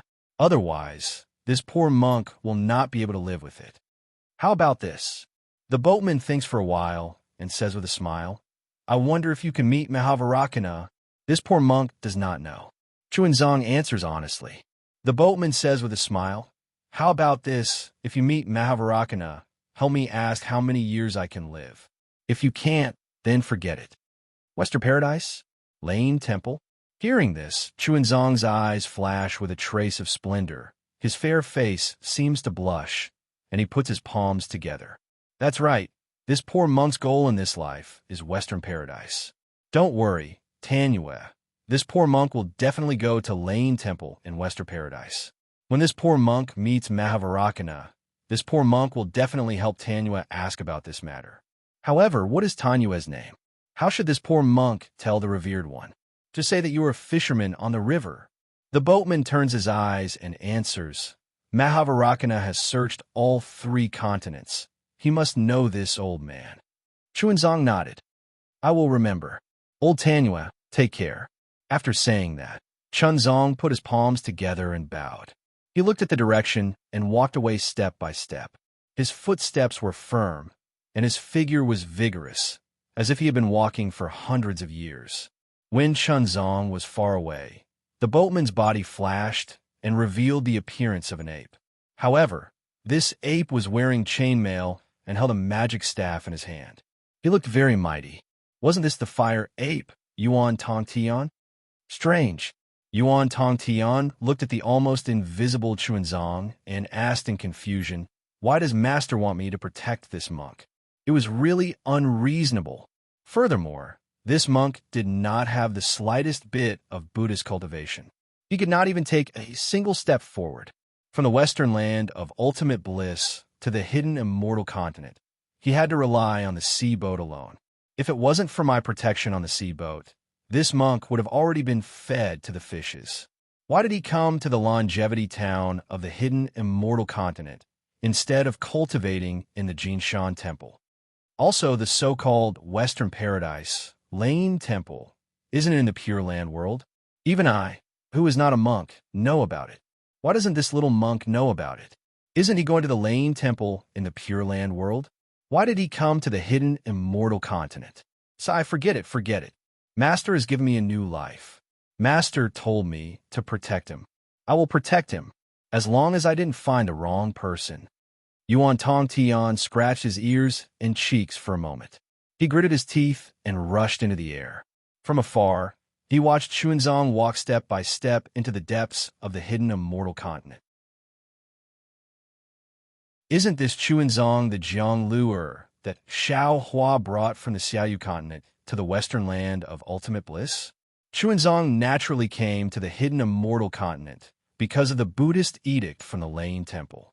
However, as for the Western Paradise, is it the Lane Temple in the Pure Land world? Or is it the Western Paradise in Xiao Hua's space? That is not something that Chuanzong can distinguish. Even more so, it is not something that Yuan Tongtian can know. Who knows when Chuanzong will be able to find it? After walking for half a day, Chuanzong saw a fishing village in front of him. A net that was more than 10 zhang long was hung on a wooden frame to dry. A few fishermen were lying on the hillside basking in the sun, while a few fisherwomen were repairing the net. Chuanzong licked his somewhat dry lips. He quickened his pace and walked forward. Before he could get close, a group of children playing on the hillside on the left saw him. A few timid ones quickly ran back to the adults. The remaining bold ones quickly ran down the hillside and stared at Chuanzong from afar. They looked at his monk robe and bald head. "Little monk, you came from the Western Paradise?" A fisherwoman not far from Chuanzong raised her head. Her hands did not stop working as she shouted again. "Ba." Chuanzong respectfully saluted and said, "This poor monk came from the Jinshan Temple in the Pure Land world. I want to go to the immortal town in the Shi country of Yu province. This poor monk encountered a tsunami on the Yi Sea. Right now, my mouth is thirsty. Can I ask benefactress to give me a bowl of water to drink?" "Hee. Little monk, you are so soft and tender. You actually crossed the ocean." When the fisherwoman heard that Chuanzong really came from the Western Paradise, she was not surprised. She smiled and said, "The tsunami a few days ago was indeed rare. In this small village, 4 people were killed. However, for a Buddhist expert like this little monk, it is nothing." Speaking of this, the fisherwoman suddenly woke up. She asked in surprise, "Little monk, what did you say? You want to drink water? You monks with great magical powers still need to drink water?" In this fisherwoman's view, which monk who came from the Western Paradise to the hidden immortal continent did not fly over the fisherman and fisherwoman's head? Which one of them would come to this small fishing village? Even if there were monks who would come to ask for directions, who would come step by step, who would ask for water to drink. This poor monk specializes in chanting Buddhist scriptures. I don't know Buddhist magical powers. I have a mortal body. Of course, I know that I am thirsty." Chuanzong's expression did not change. He replied with a smile. When the fisherwoman heard this, her eyes were immediately filled with respect. No one knew the dangers of the Eastern Sea better than them who made a living in the sea. Chuanzong, a mortal, actually came from the Western Paradise to the hidden immortal continent. Ordinary people could not imagine the hardships he experienced. Ba, the fisherwoman also said the name of Buddha. She hurriedly put down the work in her hand, squatted down, and took out a small black porcelain jar from the side of a stone. She took off the small bowl covering the jar, pulled a cloth from her head, and carefully wiped it. She poured a bowl of water in front of Chuanzong and said respectfully, "This monk is also an eminent monk. Please drink." "Thank you, benefactress." Chuanzong hurriedly took it over and drank it slowly, without spilling a single drop of water on the table. When Chuanzong returned the small bowl, he asked again, "Benefactress, this poor monk also wants to ask, how far is Yuzhou from here? Is this poor monk going in the right direction?" "This." The fisherwoman was very hesitant and said embarrassedly, "This servant only knows that this place is the border of Yangzhou. This servant does not know where Yuzhou is." At this point, the fisherwoman hurriedly called out to the several children beside her, "Second fish, third fish, quickly go and call your father." "Yes, mother." The two children, who looked very strong, responded cheerfully and ran to the hillside. They also called out, "Father, father." The two children ran away, and the other children also ran away. "Master, drink some more water." The fisherwoman finally thought of a title and hurriedly picked up the jar again. "Thank you, benefactress." Chuanzong licked his dry lips and said with a nod. Not long after, a man with a naked upper body and clothes hanging on his waist quickly walked over. He looked at Chuanzong with vigilance and then asked in surprise, "Second fish's mother, what's the matter?" "His father." The fisherwoman rebuked, "Quickly put on your clothes. This is an eminent monk from the Western Paradise. He wants to ask how to get to Yuzhou. Just fly in that direction." The man pointed with his finger without hesitation. "His father. He's asking how to get there." The fisherwoman poked the man and reminded him. The man was stunned. He looked up and down at Chuanzong and asked curiously, "Since the master can fly, why do you want to walk?" The fisherwoman hurriedly said, "This master is different from the previous ones. He can't fly. He wants to walk to Yuzhou." "Walk?" The man was like a cat whose tail was stepped on. He almost jumped up and said in surprise, "You want to walk to Yuzhou? This place is less than 100,000 miles away from Yuzhou. When you have to walk for 8 to 10 years. The man naturally did not walk too far. Naturally, he did not know how long it would take to walk to Yuzhou. His words could only be guessed. However, when Chuanzong heard this, he smiled and still put his palms together and said, "Ba, no matter how far it is, this poor monk will go. This is my Buddha's decree." Ba. Chuanzong had a kind of infectious power. It was a kind of propaganda that came from the inside out. Regardless of whether it was his actions or words, they were filled with a kind of heavy dharma. People could not help but feel respect and worship in their hearts. The fisherman, who was originally vigilant, immediately chanted Buddha's name. "The master is really an eminent monk." Second fish's mother, "Quickly prepare some dry food and give it to the master. I'll go and ask for the way to Yuzhou." "Master, please wait here for a moment." "Thank you, benefactors.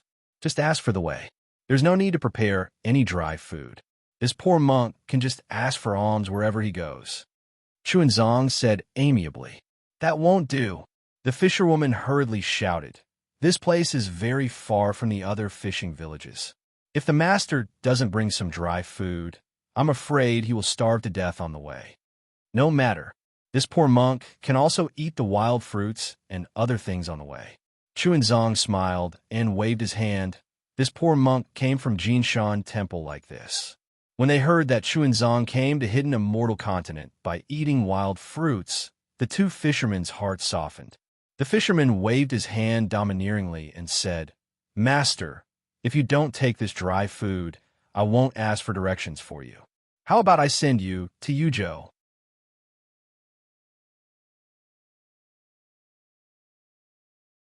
Chapter 38:21. That's right. The fisherwoman agreed with her husband's statement and said threateningly, "If you don't bring these dry rations, I will never let you go." Ba. Thank you, two benefactors." Chuanzong smiled slightly, really radiating Buddha light. He put his palms together and thanked them. The two fishermen went away happily. Alas, this little monk is really strange. In the distance, Yuan Tongtian shook his head helplessly. What Chuanzong said was what he saw with his own eyes.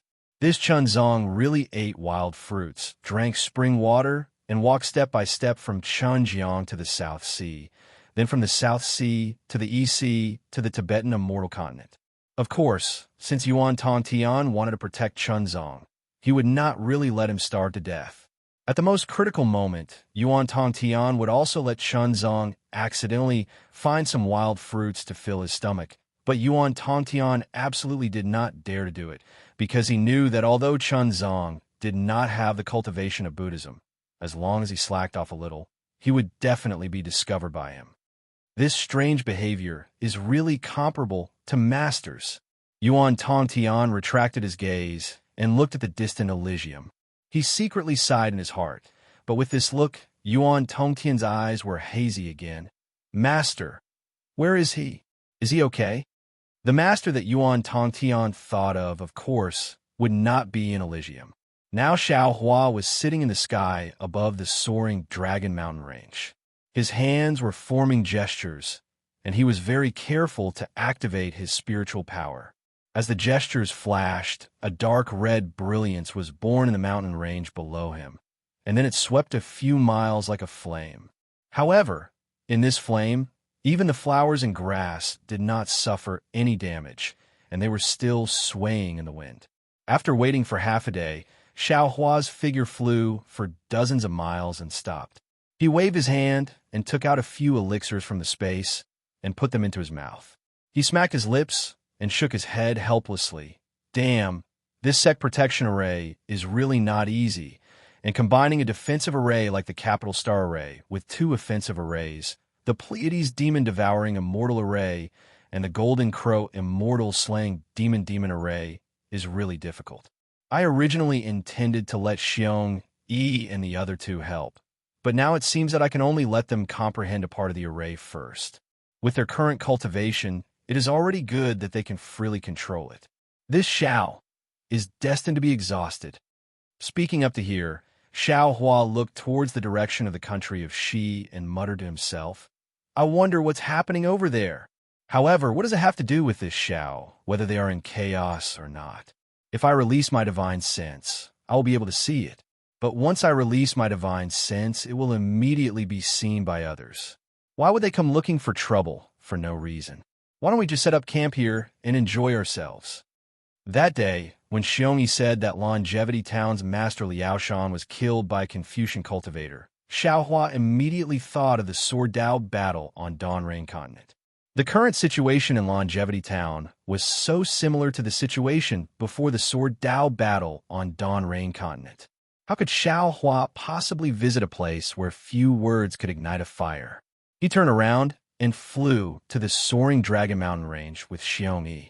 While observing the soaring Dragon Mountain range, he thought about how to set up the sect protecting formation.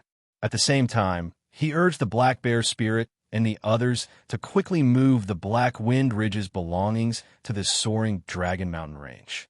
He knew better than anyone that if the Immortal Palace made trouble, his Black Wind Ridge would definitely bear the brunt. After all, he was the culprit of the Yaotai Mountain. However, he didn't know if the situation in Longevity Town was too sensitive, or if the Immortal Palace didn't think of attacking Black Wind Ridge, which was not too far away from Longevity Town, or if the Immortal Palace didn't realize that Xiao Hua was the culprit. In this half a year, everything in Black Wind Ridge was moved to the soaring Dragon Mountain range. Moreover, Xiao Hua spent a lot of effort to gradually set up the Capital Star Array that he had successfully comprehended, as well as the Pleiades Demon-Devouring Immortal Array and the Golden Crow Immortal Slaying Demon Array that he had comprehended. However, he didn't see half a shadow of the Immortal Palace's immortal soldiers and immortal generals, nor did he receive any other special information. Under Xiao Hua's soul technique, the Immortal Palace that had been patrolling Black Wind Ridge didn't notice anything strange about Black Wind Ridge. In order to not alert the Immortal Palace, Xiao Hua never bothered to send messages to them. Presumably, this was one of the reasons. Master, while Xiao Hua was resting, Imperial Prince Lan flew over from afar and bowed. You've worked hard. Amen, Xiao Hua nodded. If you don't want this old man to work hard, you all should hurry up and comprehend the array and help me set it up. Master, Imperial Prince Lan smiled bitterly at first, then said with a flattering smile, it's not that this disciple doesn't want to help Master. It's just that Master's array is truly wondrous. Even little junior brother can't comprehend it. It's better for this disciple to assist master. The little junior brother that Imperial Prince Lan spoke of was naturally Fujiwen. Fujiwen's array Dao was relatively profound, but if he were to comprehend the array formed by the three innate divine restrictions, it would be beyond his cultivation and knowledge. In fact, not to mention Fujiwen, even the Gongshu family's lass could only stand to the side and give pointers. If she were to help Xiaohua set up the array, she would also be unable to do so. You still need to cultivate more Xiaohua said helplessly. This array Dao will be part of my Fortune Gates lineage in the future. Yes, this disciple understands.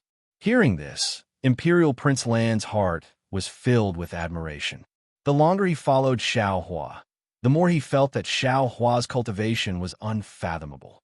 It could even be said that Xiaohua was omnipotent. What smithing, what alchemy, what array Dao. Every single one of them was a breath of fresh air to Imperial Prince Lan. They were all out of his reach. This array Dao will be managed by little junior brother in the future.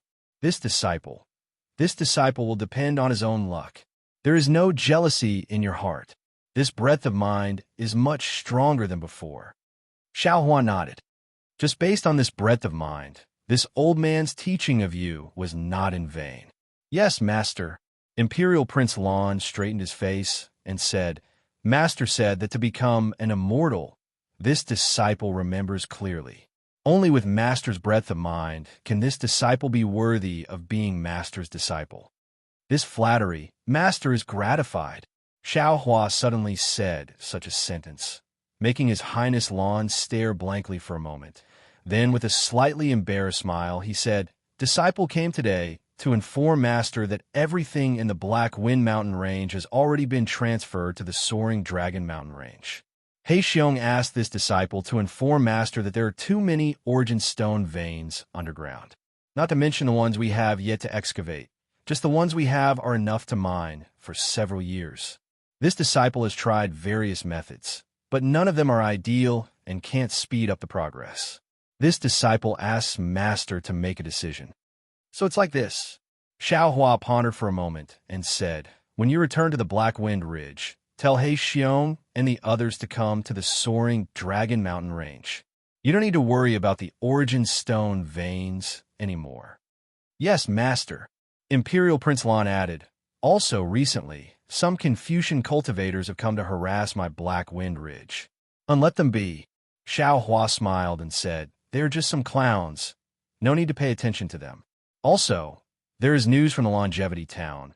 Some Confucian cultivator family wanted to topple the Buddhist statue on the Jiangqiao Ridge, but the Buddhist sect's Manjushri Bodhisattva appeared and scared them away. Many believers rushed to the Longevity Town, wanting to see the true face of the Bodhisattva. Oh, he came to the hidden immortal continent? Xiaohua smiled and thought of the little monk Siai Hui. Master, you know this Manjushri Bodhisattva? Imperial Prince Lan was slightly stunned and asked probingly. He is a Bodhisattva from the Lane Temple. I know him, but he might not know me. Xiaohua smiled and said, I only saw him before he attained enlightenment. Who is this Buddhist sect's Manjushri Bodhisattva? Imperial Prince Lan smiled and said, This is the first time disciple has heard of him. Manjushri Bodhisattva is indeed Manjushri Bodhisattva.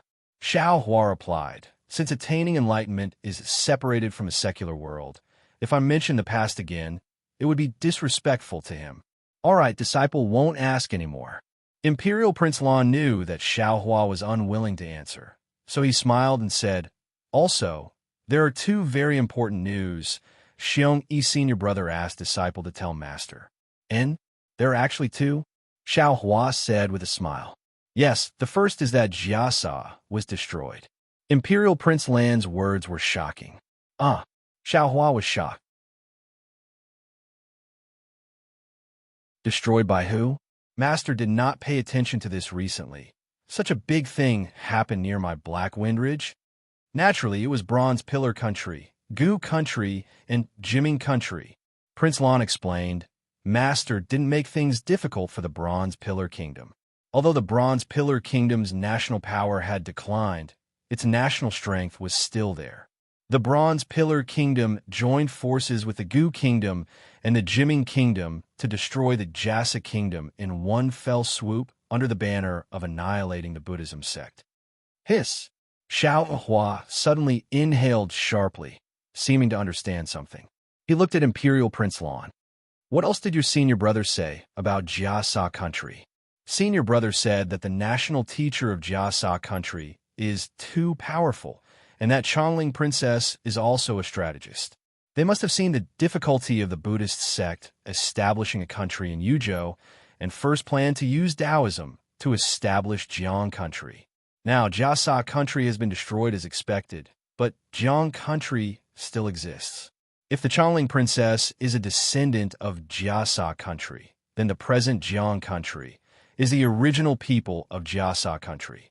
It's just that it changed from the Buddhist sect establishing a country to the Taoist sect establishing a country.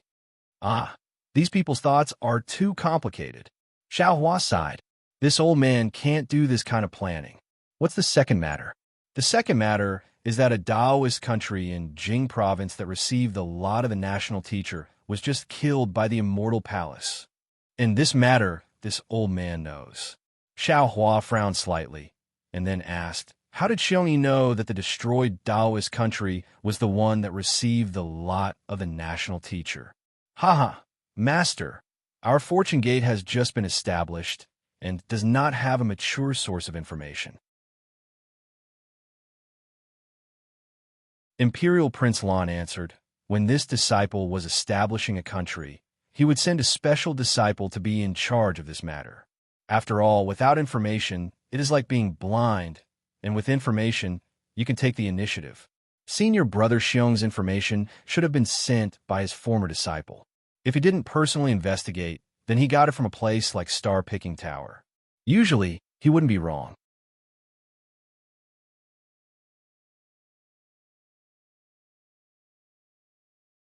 Chapter 38:22.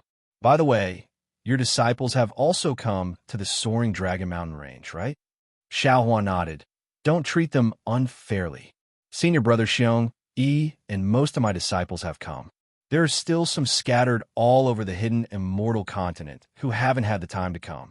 His Highness Lan respectfully said.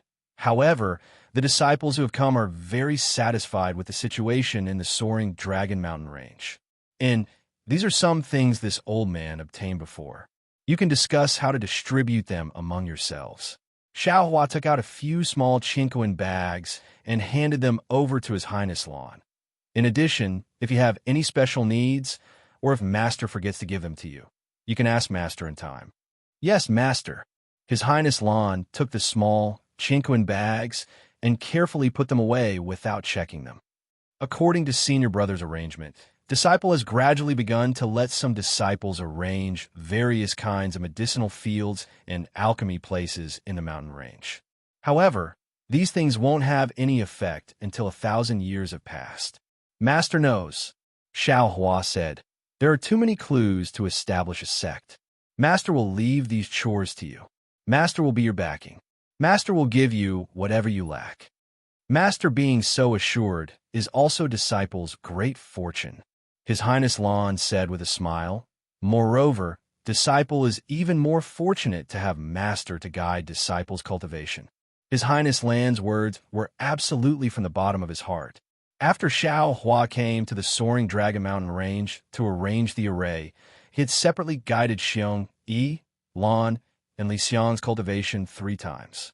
His Highness Lan didn't know the effects of others, but he was clear about his own background. Before His Highness Lan guided Xiao Hua, His Highness Lan's cultivation hadn't made any progress for many years. Therefore, he wanted to see if he could make a breakthrough in the Jade Pavilion Conference. However, under Xiao Hua's guidance, His Highness Lan suddenly felt that the bottleneck in front of him had suddenly disappeared. That layer of barrier in front of his eyes had suddenly disappeared. An indescribable feeling of enlightenment made him see the direction of his cultivation. Moreover, what made His Highness Lan excited was that the medicinal pills Xiao Hua gave him were really effective. They were many times more effective than the medicinal pills he had obtained and taken before. Seeing his cultivation progress by leaps and bounds, His Highness Lon was really glad for his decision at that time. "All right, stop flattering me." Xiao Hua waved his hand and said, "Go tell the disciples of Black Wind Mountain Range to return to Soaring Dragon Mountain Range. Be careful, don't attract the attention of others. In a few days, Master will go and deal with the matter of the elemental or vein." "Yes, Master." Royal Highness Lon smiled, bowed, and flew away. "Looks like it's time for this old man to make a move." Xiao Hua watched His Highness Lon fly away and smiled faintly. His hands once again formed seals and set up the array formation step by step. A few days later, the disciples of the Black Wind Ridge gradually returned. Xiao Hua's arrangement of the Great Array had also come to an end. Xiao Hua handed over the newly refined array flags and array talismans to Xiong, Yi, and the others, then flew to the Black Wind Ridge alone. Just as Imperial Prince Lon had said, there were a few more Confucian cultivators patrolling around Black Wind Mountain Range. However, these cultivators didn't deliberately attack, as if they were waiting for an opportunity. Xiao Hua didn't care about these cultivators. They couldn't even sense Xiong, Yi, and the others leaving, so it was even more impossible for them to know that Xiao Hua had arrived. Xiao Hua once again took out the soil and examined it. After confirming that there was nothing unusual, he entered the ore vein and followed the tunnel that the Black Bear Spirit and the others had opened up. Over the years, the Black Bear Spirit and the others hadn't slacked off. The number of tunnels in the ore vein had increased by a lot, and the number of caves for storing primal stones had also increased by a lot. At this moment, whether it was the caves or the tunnels, they were all empty. Not a single primal stone had been left behind. Xiao Hua was very satisfied as he flew to the end of one of the tunnels. Looking at the dazzling array of primal stones embedded in the ground, he released his divine sense. Although the soil of the primal stone or vein was abnormally tough, it was extremely difficult for the divine sense of an ordinary cultivator to penetrate. However, with Xiao Hua's full strength, his divine sense still penetrated more than 10 miles. "Collect," Xiao Hua urged his divine sense. His divine sense was like a huge palm, instantly grabbing the soil layer that was dozens of miles wide, instantly digging out a hole that was dozens of miles wide. Looking at this hole, Xiao Hua was a little proud. Damn it, this old man has already collected the metal, wood, and magnetic fields. What does this primal stone or vein count for? Wait until this old man has dug out this primal stone vein until it's the same size as the metal, wood, and magnetic field space. Thinking of this, a strange expression suddenly appeared on Xiao Hua's face, as if he had thought of something. However, without waiting for him to think more, the soil layer above Xiao Hua's head began to tremble. Streaks of dust and gravel fell from above the hole, and then the hole collapsed. With a loud rumble, Xiao Hua was actually buried alive. Admittedly, the collapse of this hole was very powerful, but if it wanted to injure Xiao Hua, it was not very likely. In a short moment, in the broken passage, Xiao Hua's body flashed with a brilliant light, and he escaped from the soil layer in a somewhat sorry state. As soon as Xiao Hua flew out, he immediately lamented, "Damn it, this old man finally understands why those great cultivators don't rashly use their divine abilities." However, at this time, Xiao Hua had other ideas. He did not have time to mutter anymore. He hastily formed a seal, and his figure continued to escape into the ground. After passing through the black fog, Xiao Hua arrived at the original metal, wood, and magnetic field space. The metal, wood, and magnetic fields had already been taken away by Xiao Hua, but the residual metal, wood, and magnetic forces still existed. This 3,650 acres of space was not filled with the black fog, and the black fog that isolated divine sense was still attached to the surroundings of the space. Yes, this space is indeed large, but it's extremely far from the ground. Moreover, there's still magnetic forces in the space, so there's no sign of it collapsing. Xiao Hua opened his divine sense, and after looking for a moment, he inwardly pondered. Such a large space, with the protection of the black fog, won't be discovered by others. It's really secretive. Since this Xiao wants to set up a teleportation array in the hidden immortal continent, it should be set up here. No one would think of it. Also, if the Immortal Palace comes to the Black Wind Ridge to look for this Xiao, that would be even better. Xiao Hua thought again. The Black Wind Ridge has been destroyed by the Immortal Palace and has become a wasteland. Who would pay attention to the Black Wind Ridge? This Xiao's teleportation array will not be known by others. Let's do it this way. Ha ha ha. Xiao Hua laughed heartily as he flew out of the magnetic field space and continued to plunder primeval stones. Xiao Hua's thoughts were not wrong. He had obtained the Grand Universe Teleportation Token for a long time, and he had already comprehended the teleportation array inside, especially after activating the Divine Restriction. After he personally set up the Capital Star Array, he already had 80% confidence in setting up the teleportation array. Within his space, he had already obtained a lot of materials to set up the teleportation array. In addition to the huge stone teleportation array at the bottom of the Saint River, it was more than enough to set up 2 teleportation arrays. However, Xiao Hua did not have the time, nor did he find a suitable place, so he had not set up the teleportation array. Of course, the most important thing was that this teleportation array was only useful when used in pairs. Xiao Hua had not thought of where to set up the teleportation array. Even the divine sense mark he left behind on the snowy mountain in the Western Paradise was just to prepare for setting up the teleportation array. Now, if the teleportation array was really set up under the Black Wind Ridge, then the other end of the teleportation array should be at the snowy mountain in the Western Paradise. If Xiao Hua wanted to set up the teleportation array, he would have to make a trip to the Western Paradise. Yes, I will first set up the teleportation array here. Then this Xiao will make a trip to the Western Paradise and the Thousand Demon Sacred Realm.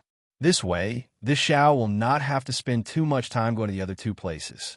Xiao Hua thought as he used his mind to tidy up the primeval stone mine. This Grand Universe Teleportation Token, its origin is indeed mysterious, and the secrets within it are definitely strange. The Grand Universe Teleportation Token is far from what ordinary cultivators think. It is purely to reduce the pressure of the teleportation array. Not only does it have the array to set up the teleportation array, it can also record the location of the teleportation array that has already been set up and connect 2 or more teleportation arrays together. This kind of divine item, how could a devil general of the devil realm refine it? There is also Jiang Luer. After so many years, I wonder if he has already come out of the Nirvana realm.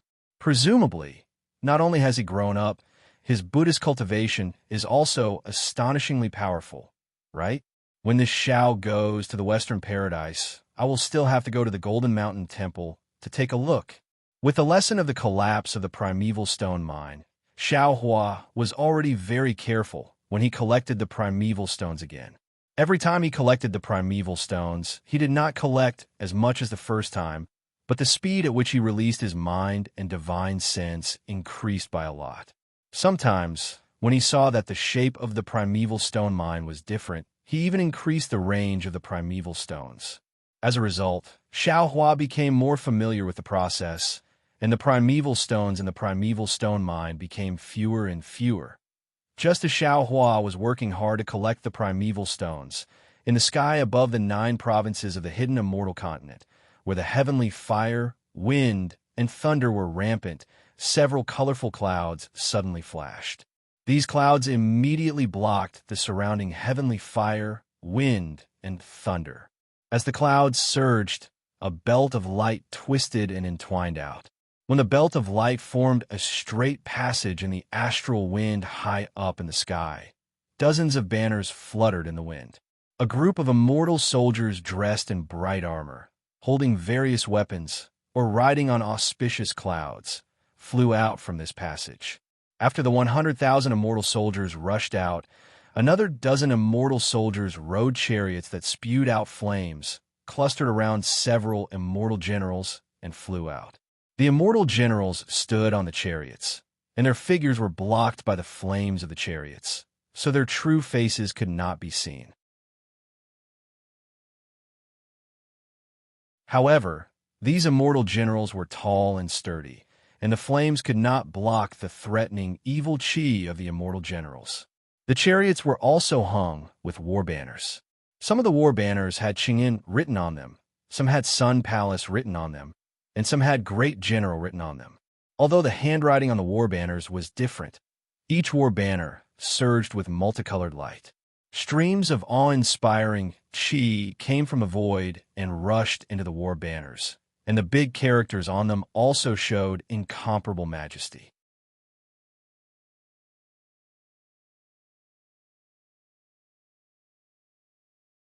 Chapter 38:23. 100,000 immortal soldiers flew out of the light belt tunnel and immediately flew towards the heavenly fire wind lightning.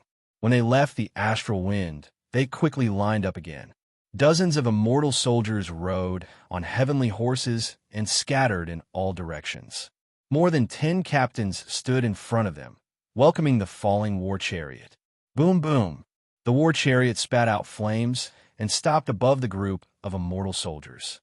From within the flames, a dignified voice sounded. "Is this place the U region?" Reporting to the great general. The captain of the immortal soldiers closest to the war chariot hurriedly replied, "I have already sent soldiers to investigate. There will be news soon." Yes, the hidden immortal continent is rather sensitive during this period of time. Although we are under the orders of the immortal palace and have nothing to do with the Buddhist sect, if this were to fall into the mouths of some people, it would be a weakness for them to attack us. The voice was very low and deep as it slowly came out. This Jiang country and Black Wind Ridge are extremely close to the immortal town. We should end the battle quickly and not delay the opportunity to leak the news. This subordinate understands. The immortal soldier hurriedly replied. This subordinate will pass down the great general's order. After a short while, the immortal soldier that had gone to investigate returned with a message. The captain of the immortal soldiers hurriedly came to report. Reporting to the great general, "This is the border between the U region and the Su province. It is not in the same direction as the immortal town." "All right, let's go." Just as the great general gave the order from within the flames, a sharp voice suddenly sounded out from another war chariot. "Lord True Monarch, after the Jiang country's cultivators obtained the imperial advisor's lot, they actually took such a long time to establish a country. There must be something fishy going on. Why don't you lead the army to destroy the Jiang country first, and I will head to the Black Wind Ridge to investigate." "Shut up." Without waiting for the voice to finish speaking, the great general's dignified voice shouted angrily, "How can you, the Hall of Enlightenment, dictate the orders of the army? Even if you want to investigate, you have to listen to this general's orders. My sons, we will split into 2 groups. Hua Cheng, you will bring your men and charge towards the Jiang country and exterminate this Taoist country. The rest of you, follow this general to the Black Wind Ridge and exterminate the remnants of the Tao sect." Yes, on a battlefield, flames soared into the sky. Amidst the flames, a 30-meter-tall giant spirit immortal general, dressed in shining immortal armor and holding a Xianhua axe, shouted loudly. This general, Hua Cheng, will definitely not disappoint the general and exterminate the Tao sect's Jiang country. With that, the immortal general named Hua Cheng drove the war chariot and led the tens of thousands of immortal soldiers down into the sky, disappearing without a trace. Sun Gang, seeing that Hua had rushed away, the great general in the flames said coldly, "Didn't you want to follow this true lord to find a whereabouts of the imperial tutor's lot? Why didn't you follow Hua Cheng to Jiang country?" Boom! The flames on the war chariot from which the sharp sound came just now were extinguished. Sun Gang's small figure appeared on the war chariot. "I'll let the great general know." Although the imperial preceptor's lot is recorded in the spiritual official hall and records the names and other information of the cultivators of the Jiang country's Jiandao Gate, my Hall of Enlightenment feels that it's unlikely that this cultivator, who is only in the Golden Core realm, would be able to obtain the imperial preceptor's lot from Mount Yaodai. That's why I came to the lower realm this time, to find the person who truly obtained the Imperial Preceptor's lot. Furthermore, I don't think that I can get any information from the Jiang country. You're not afraid of death, are you? The great general's voice was filled with disdain. With Kwa Chang's ability, he can protect your safety no matter what. You don't have to be afraid. Sun Jian. Sun Gang's little face flushed red with anger, and he said angrily, "Don't think that just because you're the immortal emperor's personally conferred great general of the Sun Palace, true Lord Qingyan, you can look down on my Hall of Enlightenment. Don't think that just because I'm young, you can deceive me. The Jiang country is just a short distance away from the Black Wind Ridge. Why did you send the vanguard to the lower realms to suppress the Jiang country first, and not with him? Instead, you're dawdling here. Aren't you afraid that the Black Wind Ridge's evildoers will escape?" Oomph. With a cold snort, the Scarlet Sun war chariot did not change at all. Sun Jian's voice came out from inside. "How can you call this true lord's name? If not for the ninth princess's face, this true lord would have killed you right here." You. Sun Gang jumped a few times on the war chariot, but he did not dare to say anything else. Sun Jian was right. "Do you know what little kid is?" Sun Jian sneered on the war chariot and shouted again, "Everyone, send troops to the Black Wind Ridge." Yes, tens of thousands of immortal soldiers accepted the order in a low voice and once again formed a formation and descended towards the Black Wind Ridge. Sun Gang, who was on the war chariot, bit his lips and followed Sun Jian to the Black Wind Ridge. Only he himself knew what he was thinking. The hidden immortal continent's Yaotai Star Lord Palace's Hall Master was killed. In the eyes of the Immortal Palace's Hall of Enlightenment, this was really not a big deal. It was not like it had never happened before. The simplest way was to change the Hall Master. However, this matter was getting more and more fermented under the intentions of the Jasper Flower Palace. Moreover, under the power struggle of the Confucian cultivators, this matter had also become a reason to kill the chicken to scare the monkeys. That was why the Immortal Palace sent troops to suppress the 10 nations. Sun Gang was not a fool. He naturally understood the new princess's intentions. When he received Xiao Hua's image from the Hall of Enlightenment, he was even more shocked. After passing this news to the school of the Emperor's Star, he also paid attention to the news from the Spiritual Official Hall. After the founding of Jiang Country, the Spiritual Official Hall received the news from the Imperial Preceptor and found that the Imperial Preceptor of Jiang Country was only at the Golden Core Realm. He was not at the nascent Soul Realm, as they imagined, nor was he Xiao Hua, as the Jasper Flower Palace thought. Naturally, they also passed this news to the Hall of Enlightenment. Of course, at this time, the Immortal Palace had already begun to conquer the 10 nations of Taoism. No matter who founded Jiang Country, they would inevitably be killed by the Immortal Palace. However, the matter of the Longevity Town delayed the expedition for a while, and during this time, the Black Wind Ridge was also added to the scope of annihilation. Of course, the new princess also knew the news, but she could not show too much concern for Xiao Hua in front of others, let alone attract more attention from the Jasper Flower Palace. Sun Jian, the general of the Hall of Sun who was conquering the 10 nations of Taoism, was a trusted aide of the immortal emperor. Although he respected her, he would never listen to her. That was why Sun Gang volunteered. Sun Gang wanted to send a message to Xiao Hua in advance, but he was immediately noticed by Sun Jian. He also knew that this was a dead end. He could only act according to the situation before the two armies. As for whether he could save Xiao Hua, only the heavens would know. At this time, the Black Wind Ridge was no different from before. There were still some Confucian cultivators who were unwilling to give up wandering around. From time to time, they would fly to the Black Wind Ridge's Great Formation to attack a few times, and then flee far away. Although it was an incomplete capital star formation, it was enough to block the eye clarity technique and divine sense technique of these Confucian cultivators. No one knew that the Black Wind Ridge was already empty. Woo! A gust of wind blew out of nowhere, and then, like a layer of biting cold wind and frost, swept across the Black Wind Ridge. All the Confucian cultivators in the surroundings could not help but shrink their necks. an indescribable feeling of being spied on arose in their hearts. Who is it? Many Confucian cultivators raised their eyebrows and looked up in shock. In the sky above, the originally blazing sun was now accompanied by a gust of wind. Dark clouds poured out from all directions. These dark clouds did not carry any lightning, but the thick black color was enough to whet the hearts of the Confucian cultivators. Rumble! Suddenly, the sound of drums came from the dark clouds like mountains. The sound was like thunder, and the surrounding sky trembled slightly. The true qi in all the Confucian cultivators' bodies suddenly boiled and rushed out uncontrollably. Not good.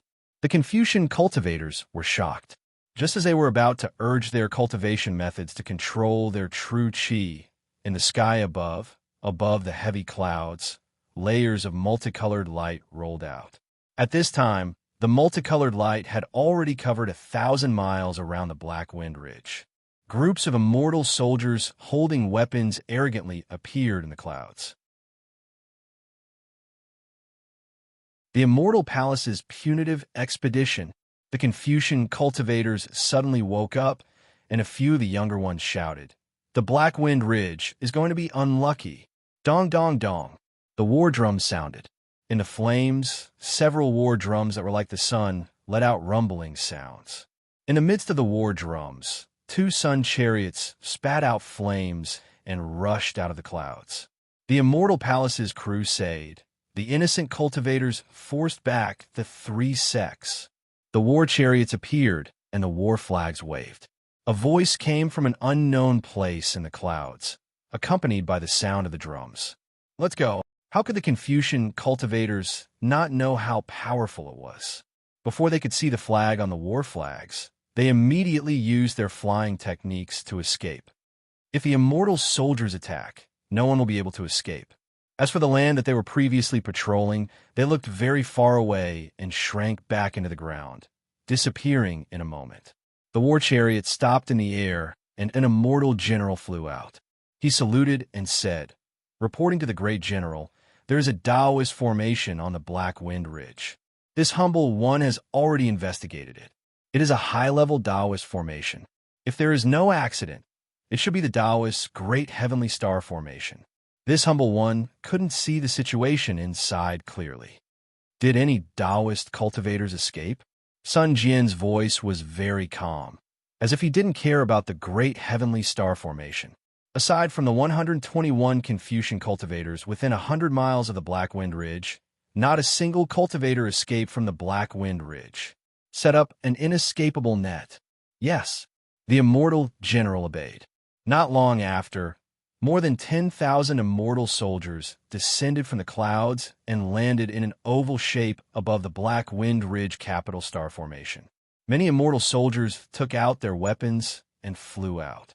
The awe-inspiring Qi pillar outside the Black Wind Ridge from before rumbled incessantly.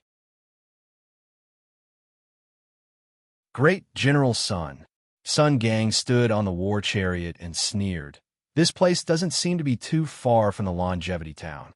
With such a large formation, I'm afraid it has already attracted the Buddhist sect's attention. Is this your plan to intimidate them? Sun Jian's figure didn't appear on the war chariot, so Sun Gang naturally couldn't see his expression. However, he did hope that Xiao Hua, who was inside the Black Wind Ridge, would be quick-witted and quickly escape from the formation. He would take advantage of the fact that the Great Heavenly Star Formation had yet to take shape and break through. Those who weren't from the Immortal Palace wouldn't know how powerful the Great Heavenly Star Formation was. Relying on the Taoist formation to resist stubbornly would definitely lead to death in the end.